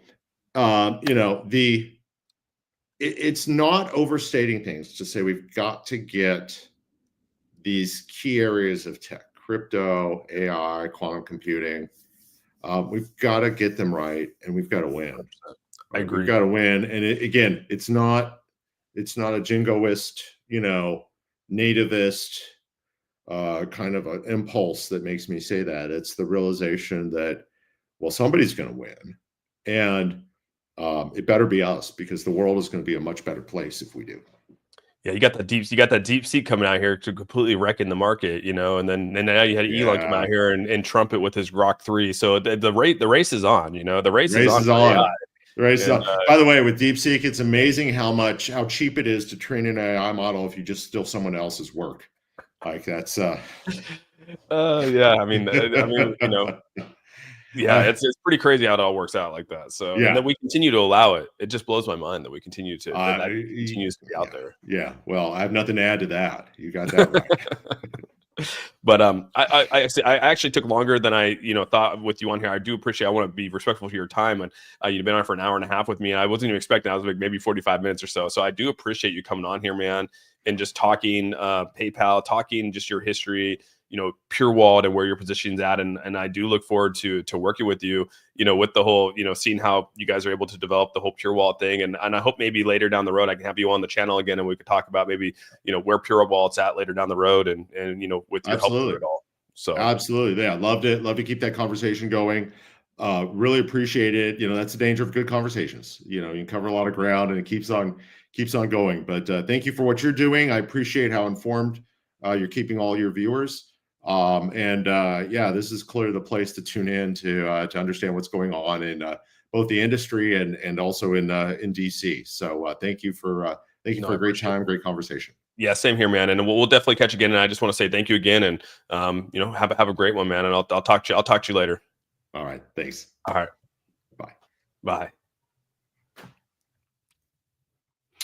All right, everyone. I just want to say thank you so much to Eric for coming on here and kicking it with us today and talking about just everything with PayPal and just his experience and his excitement for that with Pure Wallet now. And I'm actually kind of excited to sort of see what he's able to bring from his experience with PayPal into that of Pure Wallet. As you guys know, I mean, Pure Wallet's probably the next. I do think it's an important wallet that's coming out here. I do think that there's some capabilities to what Pure Wallet is, and this isn't just an endorsement of Pure Wallet.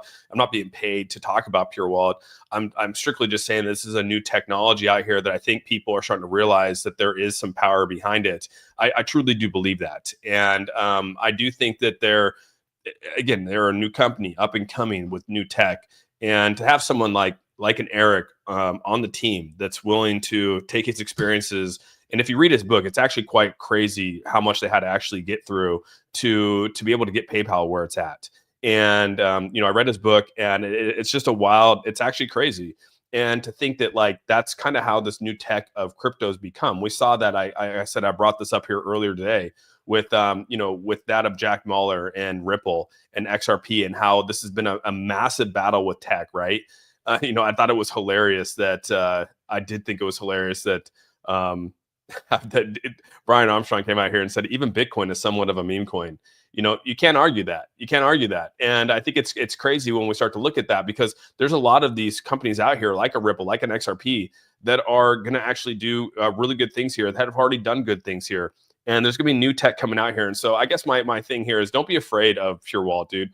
I get that people are out here and it's a new tech in here. It's, all I can say is to just embrace the tech, know what it's for, know the intention behind it before you criticize it. I get that there was obviously, some things before, a couple of years ago with trying to get this out there and stuff like that. But I think it's super important that people realize that this is new tech coming out here. It's going to evolve. It's going to get better.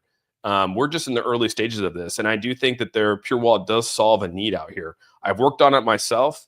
I've seen it. I know what it can do. And I think it's actually badass. And so again, it's nice to have people who have been here in one of the largest companies to ever grow, and that's PayPal, and was a VP of marketing for them for years, worked for David Sachs, worked for Elon Musk, talks about his personal experiences working with them. And now he's, out here helping Pure Wallet grow. And he'll be able to give us a ton of insights for Pure Wallets on how to get over the hurdles that need to be, that you need to get over as a tech company coming into the space. And so couldn't be happier for someone like Eric to come on the scene here.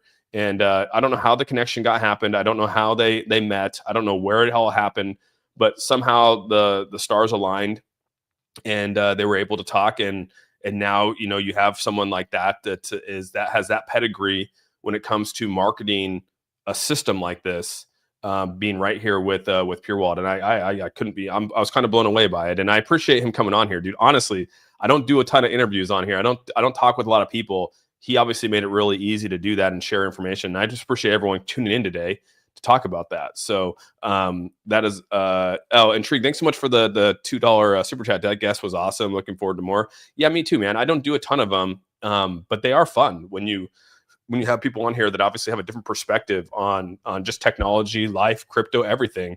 It is kind of cool, dude. Yeah, HBAR is going to be supported by Pure Wallet, 100%. They're working on it right now, so hopefully that comes out here soon. Proud of you, Austin. I appreciate that, Marty. Thanks so much, man. He made it sound like he was pushing 60, but looks 40. I think he graduated Stanford in like '98 or something like that. Or I think as I read back, I'd have to look back at his biography, but I think he graduated from Stanford in 1998. So I mean, he shouldn't be. That's probably what 40. He's probably in his 40s, probably mid 40s. You know what I mean? Probably early 40s. I'd say for sure. Yeah, thanks for hosting. Yeah, no problem, dude. And we'll jump into it now. And, you know, obviously with XRP looking right now, XRP is actually holding up pretty good. I saw this run, I saw this pumping when we were on stream here. You know, it got up to 272, and I was like, oh crap, dude, we actually might start running here. You know, last hour it's come down just slightly. We'll bring in the 4 hour today together. You can see the 4 hour is actually working its way up. Let me get this off the screen here. You can see on the RSI right now that the 4 hour is actually working its way up right now. Or sorry, the 1 hour is working its way up right now. The 4 hour is you know, hovering around here at the 80 marker. We'll see if this can sustain up here, or if it's going to come down over the next probably 12 hours, give or take. But everything's looking pretty positive. The 12 hours working its way up too. So we'll see what the day brings. Like I said, 281 is kind of our marker now to where we can actually see this get over here. Our Bitcoin liquidations and just liquidations on the market are actually looking pretty positive for you know, where we're at right here. Shorts are getting absolutely wrecked right now. This is what you want to see in the market. When shorts are getting wrecked, that means the price upward mobility of it's going to be a lot more. You can see right now we have 96,280 traders have been liquidated. Majority of those have been shorts though, although some longs have been liquidated as well. But over the last 24 hours, we're talking 118 million shorts liquidated to a 56 million in longs. So literally doubled the shorts. Last week, we were obviously flip-flopped that, which caused the liquidation in the market here. But overall, I mean, we're sitting actually pretty damn good. The chart's looking good. Even H-bar has come back and is looking good over the last 12 hours. Look at this, dude. It's over 12.24 to 6.48, 62, almost what, 3.5 days now we've been in the green here with H-bar. You know, it'd be nice to get us back up to this 23, 24 marker. 23 is probably going to be our next line of resistance here for H-bar. And I think we're going to eventually get to this 23 and probably hover there. We seem to keep getting rejected here. We got rejected twice in the last 24 hours, sitting here at the 22.5 marker. So that's kind of seems to be our area right now. So can you load up your wallet and send the crypto to say like Switzerland and load it tax free? You probably could. Yeah. I mean, if you're a citizen of Switzerland, or if you're over there, you could take advantage of those if you'd like. You know what I mean? I don't see why you couldn't do that. Just to see NS Labs continue to put in forward progress is the best part. Pure Wallet to me, yeah, I think NS Labs being behind Pure Wallet now 100% is actually super exciting. Like that made me so bullish, XXI Gaming, to know that like the other stuff is put to the side no longer, and NS Labs is now the sole creator of it and the people behind it to bring it to market. I think that probably is what, you know, obviously brought, you know, Eric here as well, is to see that this is like a large institution out here in South Korea that is bringing this forward. You know what I mean? It's not just some mom and pop shop, you know, or some random, you know, guru off the side of the road that decided to, you know, license some stuff. This is actually the true real deal. I mean, we're getting the real deal right in front of us here. And, you know, this is, like I said, this is there is a pre-sale to this. If you guys don't know, this pre-sale, I think, is an awesome opportunity for people that are new to crypto, that haven't got into a pre-sale before. And it's literally behind a good company here. It's not just it's not some meme coin. It's not some bullshit. This is like some real utility use case behind it. They're going to be building out more and more of this stuff, and it's only going to grow. And like he said, he brought up the whole, you know, ISOs. And how important these ISOs are and how hard they are to get. Like, these aren't just some like easy ISOs to get here. These are, you know, it takes a lot of time and energy to get these, and Pure Wallet obviously has them. In addition to that, we talk about the patented technology behind Pure Wallet. Dude, this is patented, international patented technology. No one else can have this offline technology. This is 100% NS Labs owned.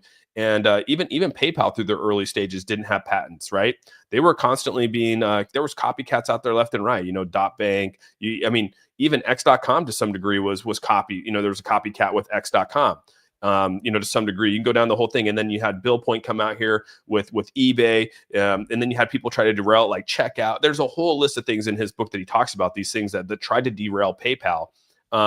And you know, a lot of it in the early stages of it, not having that patented technology, I think kind of you know, allowed these copycats to happen. But I mean, through time, PayPal was able to overcome that and continue to rally and be where they're at today. So yeah. And to answer the person's question here, no, PayPal and X.com were completely separate companies. They're actually in the same building, which Eric described here, but they were two separate companies doing two separate things. But then X actually saw the success of PayPal and kind of like, based off my understanding of the reading, is that they kind of like started lingering into what PayPal was doing with eBay and started taking up the market share within eBay.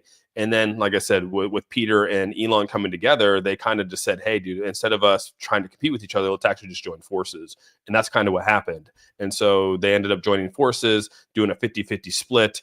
And then that's sort of where it happened. And eventually, Elon became the CEO, temporarily CEO of PayPal and X.com.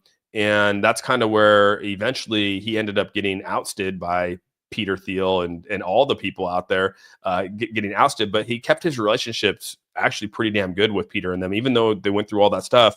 And if looking back now, Elon wouldn't be in the position he's at today if it wasn't for Peter and Dave Sachs and all these other people that came to his rescue to actually fund him for his endeavors and with SpaceX and stuff like that. So pretty crazy how the full circle has come together with that whole group of people, dude. And to think that Eric was like right at the front and center of that as the VP of marketing. And I mean, he was the 27th employee of PayPal. As you guys know, 27,000 employees today, and you're the 27th employee. That's pretty damn wild, dude.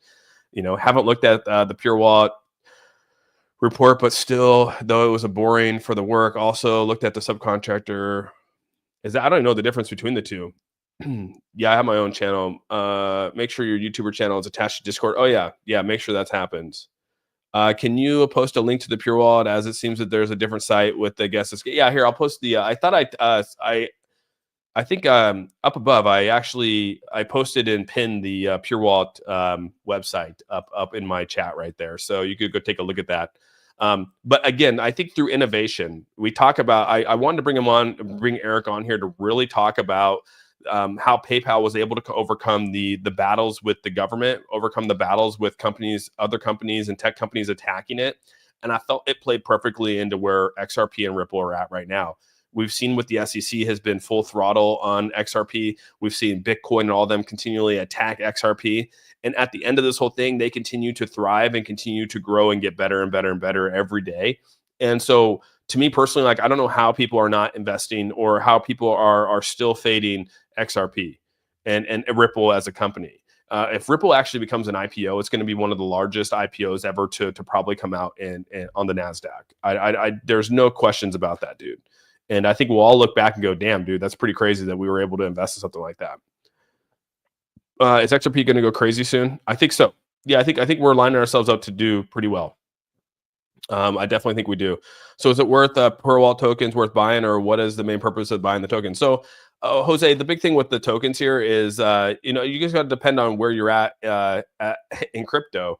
Right here, there's a lot of benefits to it. One of the things here is if you're a decentralized person like myself, you like governance, right? You like to participate in the governance. You like to participate in making decisions for the project to move forward, right? So they'll put proposals out there, or you can put proposals out there as to how to make this wallet better. You have to have tokens to do that, right? That's part of the DAO and the decentralization of a governance. And so that's super important. So like, I like that kind of stuff. That's me personally. Also, you're going to have to hold tokens to be able to be a part of the smart mining. As you guys know, Pure Chain, which is going to be a blockchain, is going to be coming out here at the end of the year, here in 2025. And it's going to be a blockchain, which is going to have its own coin. Just like XRP has its own coin for XRPL, Pure Chain is going to have its own coin for the Pure Chain. And to be able to mine that, it's going to be a smart mining blockchain to mine that crypto. If you like mining, which is a awesome decentralization tool out there to secure the blockchain, just like Bitcoin can be mined, Litecoin can be mined, Dogecoin can be mined, Pure Chain is going to be able to be mined, but you're going to have to hold tokens to be able to allow your mining capabilities to come in. So that's a big thing too. Also, being able to have access to new projects that are going to be launching on the Pure Wallet. There's a lot of companies that reach out and want to launch on these wallets to get out there in front of their holders. So there's those opportunities as well. Plus, again, if you're going to be using the wallet, having access to the tokens give you a reduction in transaction fees. So that's a huge thing here too, is paying cheaper fees. We all talk about paying substantial fees. If you can get into a wallet where you pay really low fees or no fees at all based off how many tokens you hold, is actually extremely beneficial. Where would you sell Pure Wallet tokens when the time comes? Probably going to be, I mean, if it's Ethereum based, it's probably going to be Uniswap. Uniswap will probably be the first liquidity pool if it's on Ethereum. And that's where you'll be able to buy and sell the tokens. The good thing about this project is it's going to be a 100% locked liquidity. So there's zero chance of a rug pull because the liquidity is going to be 100% locked forever. There's going to be no access to the liquidity. So all we're going to see is the liquidity pool continue to grow and grow and grow. As you guys know, if someone buys a cold storage wallet, there's going to be $5 to $10 of that purchase that goes straight to buying the Pure Wallet token at face value and gets added to liquidity, which is going to cause the chart to grow up to go up because obviously you're staking each of those purchases into the thing here. Also, one positive thing too about this is that it's going to be a renounced contract, meaning there's going to be no changes to the contract, no taxes, nothing's going to be added to it. It's going to be 100% renounced. So a lot of positive things. I think that this is when you're bringing innovation back. We talk about these meme coins out here. We talk about all this bullshit that gets launched out here. No one's out here creating new tech. No one's out here trying to create new tech where it allows people in a decentralized setting to come together and try to grow a project. You don't see that very often. Go try to find one right now that you can actually go jump into right now and be a part of that. You can't because this was like, we've gone away from that so much in this space because all we focus on is the next meme coin coming up or the next bullshit token that's not going to do anything for you coming up. Now, again, if you want to be entrenched into an ecosystem like this that can allow you to have a voice and allow you to have this governance and allow you to do that kind of stuff because that's what excites you in technology, then this is a project for you. This is what excites me. This is why I'm in a project like this because it's going to allow those opportunities. So again, to each our own on that though. Just because I'm excited about it doesn't mean you have to be excited about it. And just because I like this kind of stuff doesn't mean that you have to like this stuff. It's just something that's completely different. And if you're new to crypto, this will open up your eyes to a whole new level if you've never been a part of it, dude. You can use Coinbase Wallet for the Pure Wallet. You got to actually upload Pure Wallet AI you have to go into the browser section inside your Coinbase Wallet and then purchase it inside there with cold wallet insurance. So this is the big one here. So as you guys know, when it goes into a cold storage, you can recover that through your seed phrase, right? No one has access to that stuff except you, seed phrase, everything like that. But when it goes into an offline wallet, it goes into an offline cold. It's basically your offline wallet. That's like cash. It's like basically you putting cash in your wallet. And if you lose your phone, you lose that cash. Just like if you lose your wallet with cash in it, you're going to lose the cash. No different than here, but they're going to provide, if you own the token, they'll provide the insurance where you can actually recover that section of your wallet to be able to get your cash back. And I think that's a badass thing to do because you don't want people to lose their money. You want people to actually have it, but you have to obviously pay through using your tokens to be able to have access to be able to recover that cash. And so if you are having large amounts of money in there, of course you're going to hold the token because you want to secure your stuff. Would you please run the Pure Wallet token? Great interview. What do you, Tim? I appreciate that. When you say run the Pure Wallet token, what does that mean? What do you mean? Can you explain the Bollinger Band? If you're having issues purchasing Pure Wallet token, here's a video. I appreciate you, fan, for doing that. Damn, Austin is on one today versus meme coins. I'm just saying, dude, I'm not against them. I just think that they hurt a lot more people than they actually help. And unfortunately, more people get hurt by it, dude. I saw a comment from a hater that XRP is centralized. Dude, you can say it's centralized. You can say a lot of crypto these days are centralized to decentralized. Also, I bought a coin. It's garbage. But yeah, you got to, when it comes to XRP being centralized, there is some centralized aspects to it because they're working with centralized banks. So obviously your tokens can be used on a centralized platform, but there's a lot of decentralization to it as well.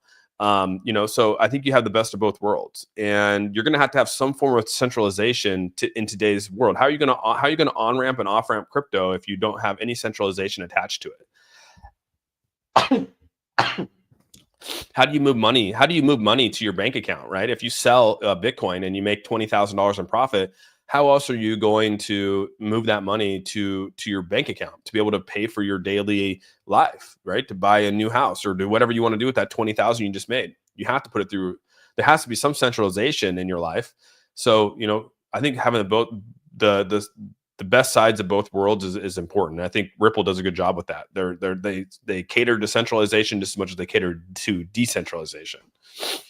Can you buy from your phone? Yeah. You could just use like a MetaMask or a SafePal. So yeah, Yeah, I feel you, man. The reason why utility is the key. Utility is number one, dude. And again, I know people went away from it and said, "Oh, all this stuff is garbage, and utility is not the way to go." They're wrong, dude. Utilities, the technology and utility are the only ways to move forward and keep. I mean, you heard Eric talk about it. I mean, dude, that's the way that we advance technology in this space. Do we actually bring that back? That was the whole reason crypto was created in the first place, was to bring you a technology and use case to this field. And we went completely away from that because of meme coins, because of a lot of these things. They're not out there anymore, dude. We don't see companies building anymore in this space. We don't see companies trying to build new tech in this space. And the people that are not getting any love at all. The people that are really trying to build in this space get zero love, get zero listings on exchanges. They get zero people paying attention to them. The only people that get attention are the meme coins out here, because everyone's trying to turn their $10 into 1,000, their $10 into 100,000, and to do that's literally, you're literally less than 0.001% of the people that will actually do what I just said. And the people that are doing what I just said, being able to turn $10 into 100,000, are the developers behind that, the influencers behind that. The people that are in the loop behind that are the ones making the money, not you. And you never will. I promise you, you never will. You'll make some money. You can make some money. You can turn, $1,000 into $10,000. That can happen. I'm not saying you can't happen, but to turn $1,000 into $1 million, that's very, very rare to happen in this space, unfortunately. So, unable to see the ISO audit report online. Curious for any expectations. I have no idea. I don't even know where to go look for that stuff, Trent. To be honest with you, I have no idea how you even find it, where you find those ISOs or not. What's up, Ghost? Good to see you, buddy. Guess we haven't proved anything here. Let's go back. Let's look at the thing here. Yeah, so we're going to turn in. We have about 5 minutes to turn in the next 4 hour here. The first 4 hours look pretty good. We'll see if we can actually catapult up here on the next 4 hours. So we got about 5 minutes before we turn that leaf. This is widely adopted and used crypto, can only be regulated, and centralized banks won't touch anything else. Yeah, and so there has to be some centralization involved, right? I mean, so we can't always discount that. So sorry for the dumb question. I'm new to crypto. No, you're good, Kyle. That's not a dumb question. There's no dumb question here. Why are comments locked on X for a pure wallet? I don't know. I think they're trying to have no I don't know, have no comments, I guess. Don't go chasing waterfalls. What would be insurance price to cover your coins? That's a good question. I don't know. If time permits you, can you discuss some strategies to moving large proceeds back to fiat system? It's just really, I mean, honestly, dude, it's just selling your tokens and moving them over, right? Move it into Ethereum and then move it over to Coinbase and selling it for USD or whatever you're going. So yeah, you can't have regulation without centralization. It's probably true. Yeah, I don't think you can. I don't think you can at all. As we've been building out Moonboy. Oh, you're good. You're good, Ghost. Good to see you, buddy. I would like to learn crypto and how to invest. Can someone tell me where I can learn? I really appreciate it. Samara, you're at the right place. Well, we talk a lot about crypto here. Says the app's not available in the UK still. Yeah, that's crazy that the app's not available. Eventually it will be. I think eventually it's going to be. Can you do analysis on Litecoin? Yeah, we're just looking at Litecoin, dude. Litecoin's going to do well. I mean, they're going to get the ETF out here. You're going to get a lot of people that are going to jump on Litecoin, dude. If they haven't already. I mean, Litecoin's any like I told you guys, any decentralized platform out there that allows mining and things like that will be super positive for crypto. I mean, I like the old schoolness of Litecoin. Where is my Litecoin? I just looked at it. We're just looking at Litecoin. I don't know where it went. Litecoin, where are you? Dang, I don't know where my oh, there it is. Yeah, it's come down slightly, but I mean, this ETF's going to help catapult this. It's actually done really well, right? Create a new high to a new low, to a new high, to a new low, to a new high, to another low. So this is actually forming. This is performing really nicely right now. You couldn't ask for a better chart than this right here. In all reality, starting back on February 9th, dude, which is like 10 days ago, this thing started. This is where the ETF discussions were had. This has actually had nice retracements back to levels of purchasing. So I mean, yeah, XRP has been performing nicely, dude.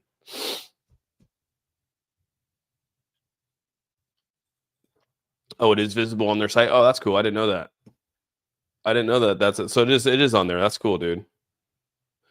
I have no idea, Mark, if it is or not. But if there's no qualification in the ISO and no material expectation, then they're not a financial advice. But if there are no qualification in the ISO 1.3 reports and no material exceptions, then they're legit. Okay.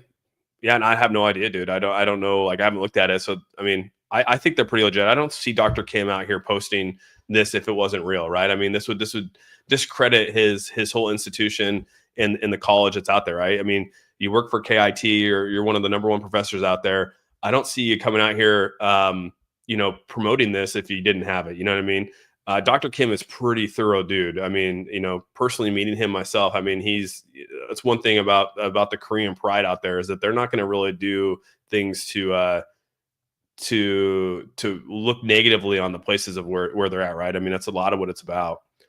Is it Pure Wall Plus? Yeah, Pure Wall Plus on Google. Yeah, you can go to the website right here and just hit Google, and it'll take you to the right place. Pure Wall Plus. That's the trademark. Remember, I was telling you guys the trademark. They were trying to trademark the name. It was Pure Wall Plus.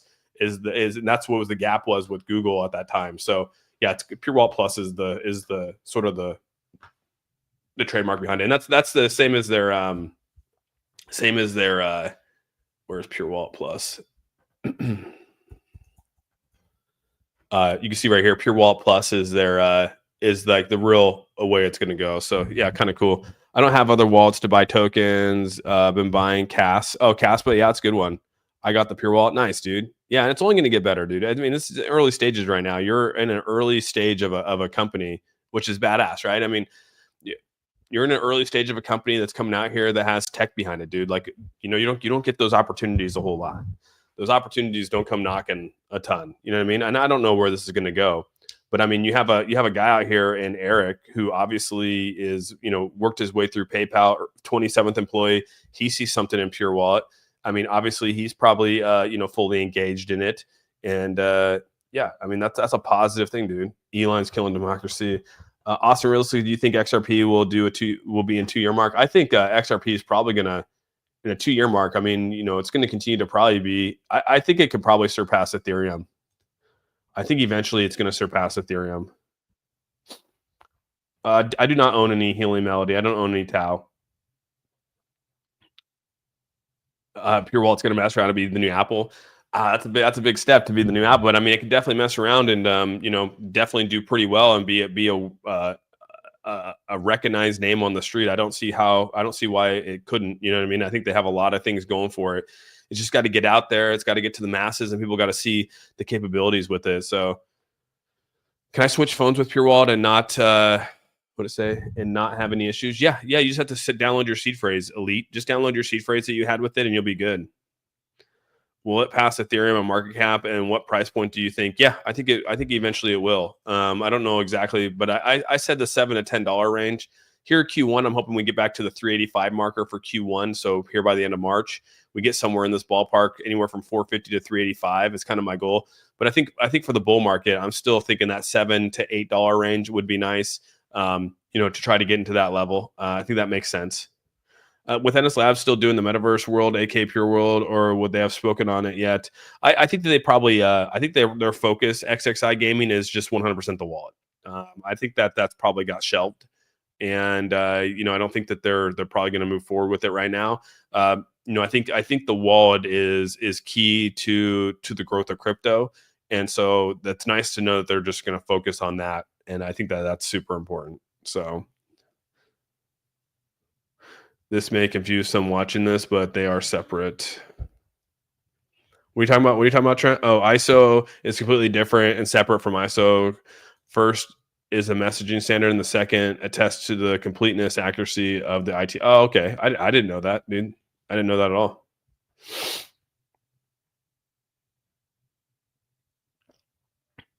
Yeah. All right, so we pulled in the next 4 hour here. It looks like we're kind of obviously anytime we pull into the next 4 hour here, we have let's see, 4 hour, boom. This next 4 hours in the red. Obviously, we're gonna probably have probably take about a good 30 minutes to sort of see where we're going on this next hour. But I hope that we push up, to try to get back up to the 275 area. You got a little resistance right here, but I think once we get back up there, we can get back up to the 281 marker.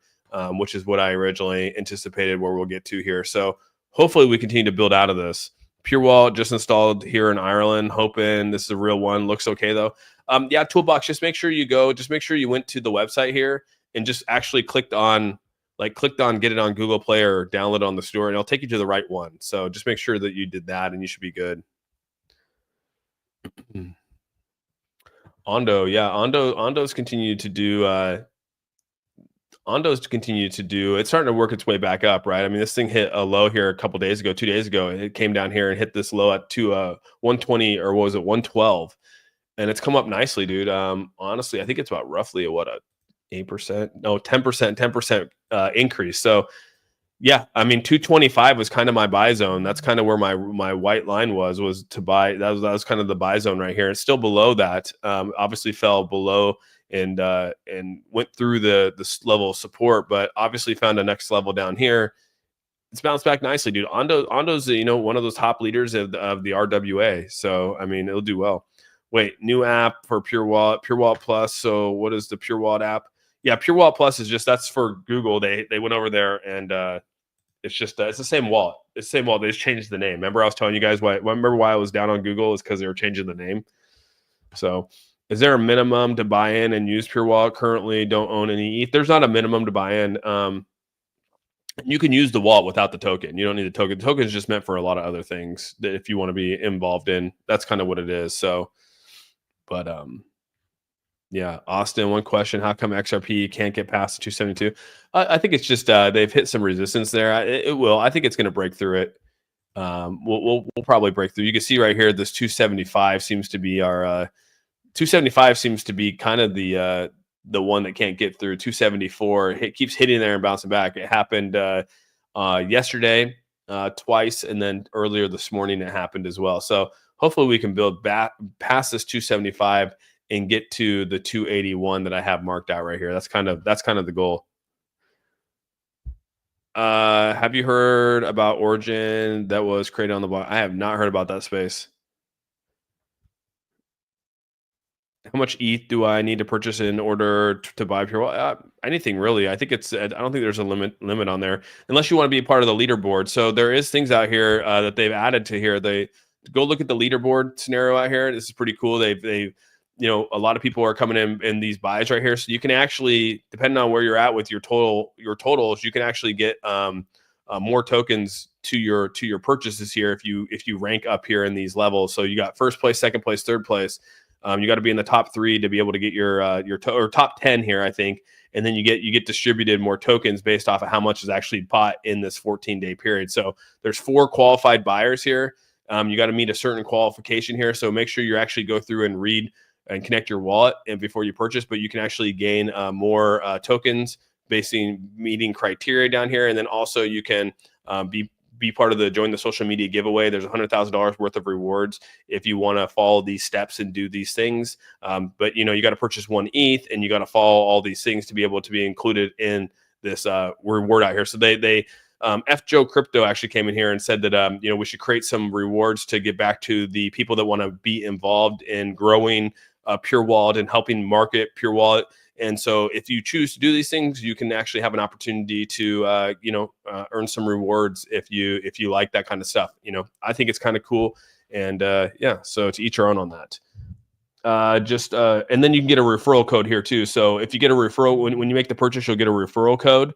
And then that referral code gives you 10% back. So you'll get 10% back in Pure Wallet tokens. For every referral you make to another, like say you make a referral like 10 people and they all buy, you get 10% of whatever was put in there back in Pure Wallet token. So they're trying to find ways to get back to the community that's going to help build the ecosystem. And so kind of badass if you think about it. Not a lot of projects do that kind of stuff. So Trump coin will pump in March. So maybe, yeah. What would be a good buy for XLM today? I think XLM's one of those where, let's go back to XLM here. Sitting here at 34. I mean, we're talking about this down here. I was saying if I had money to buy it, I would have bought it. Back on Tuesday, I think I said that. And this thing has rallied nicely out of here. I think we haven't had a breakout. I told you guys we had a breakout over here, but we haven't had a second breakout. You go look at XRP. We've had 2 breakouts with XRP, right? Right. We have 2 breakouts with XRP. We had a breakout right here and a breakout right here. HBAR's the same way. We had a breakout over here. We had a breakout right here. We haven't had that with XLM. You can see we've had 1 breakout here right here. We had one breakout. We're still poised for another breakout. So XLM's kind of like, to me personally, I think XLM might actually be a good one to get into for a breakout. But that's just me personally. So yeah. But yeah, with all that, guys, I'm going to hop off here. I've been on here for 2 hours. We're going to continue to see XRP rally. Hopefully it rallies back up here for the next 4-hour chart here. We'll see how the next 30 minutes probably brings out. I'll give you a good indicator as to where this is going to go. Like I said, hopefully we can break past this 275 to the 281 marker. And I will not be on tonight. We do have soccer again. So usually if I have soccer, that means that XRP is going to pump. So kudos to everyone getting into XRP. It's going to probably rally for you now that I'm at soccer practice today. So yeah, appreciate each and every one of you coming on here today and supporting the A team and being on here with Eric and listening to his story and sort of how he's working with Pure Wallet. And as always, man, you guys are awesome. I appreciate you guys a ton. And thank you so much. And I hope you guys have a fantastic day. Make sure you guys give this video a thumbs up. If you haven't subscribed, hit that subscribe button. Love you guys a ton. We're out. Peace out, everyone.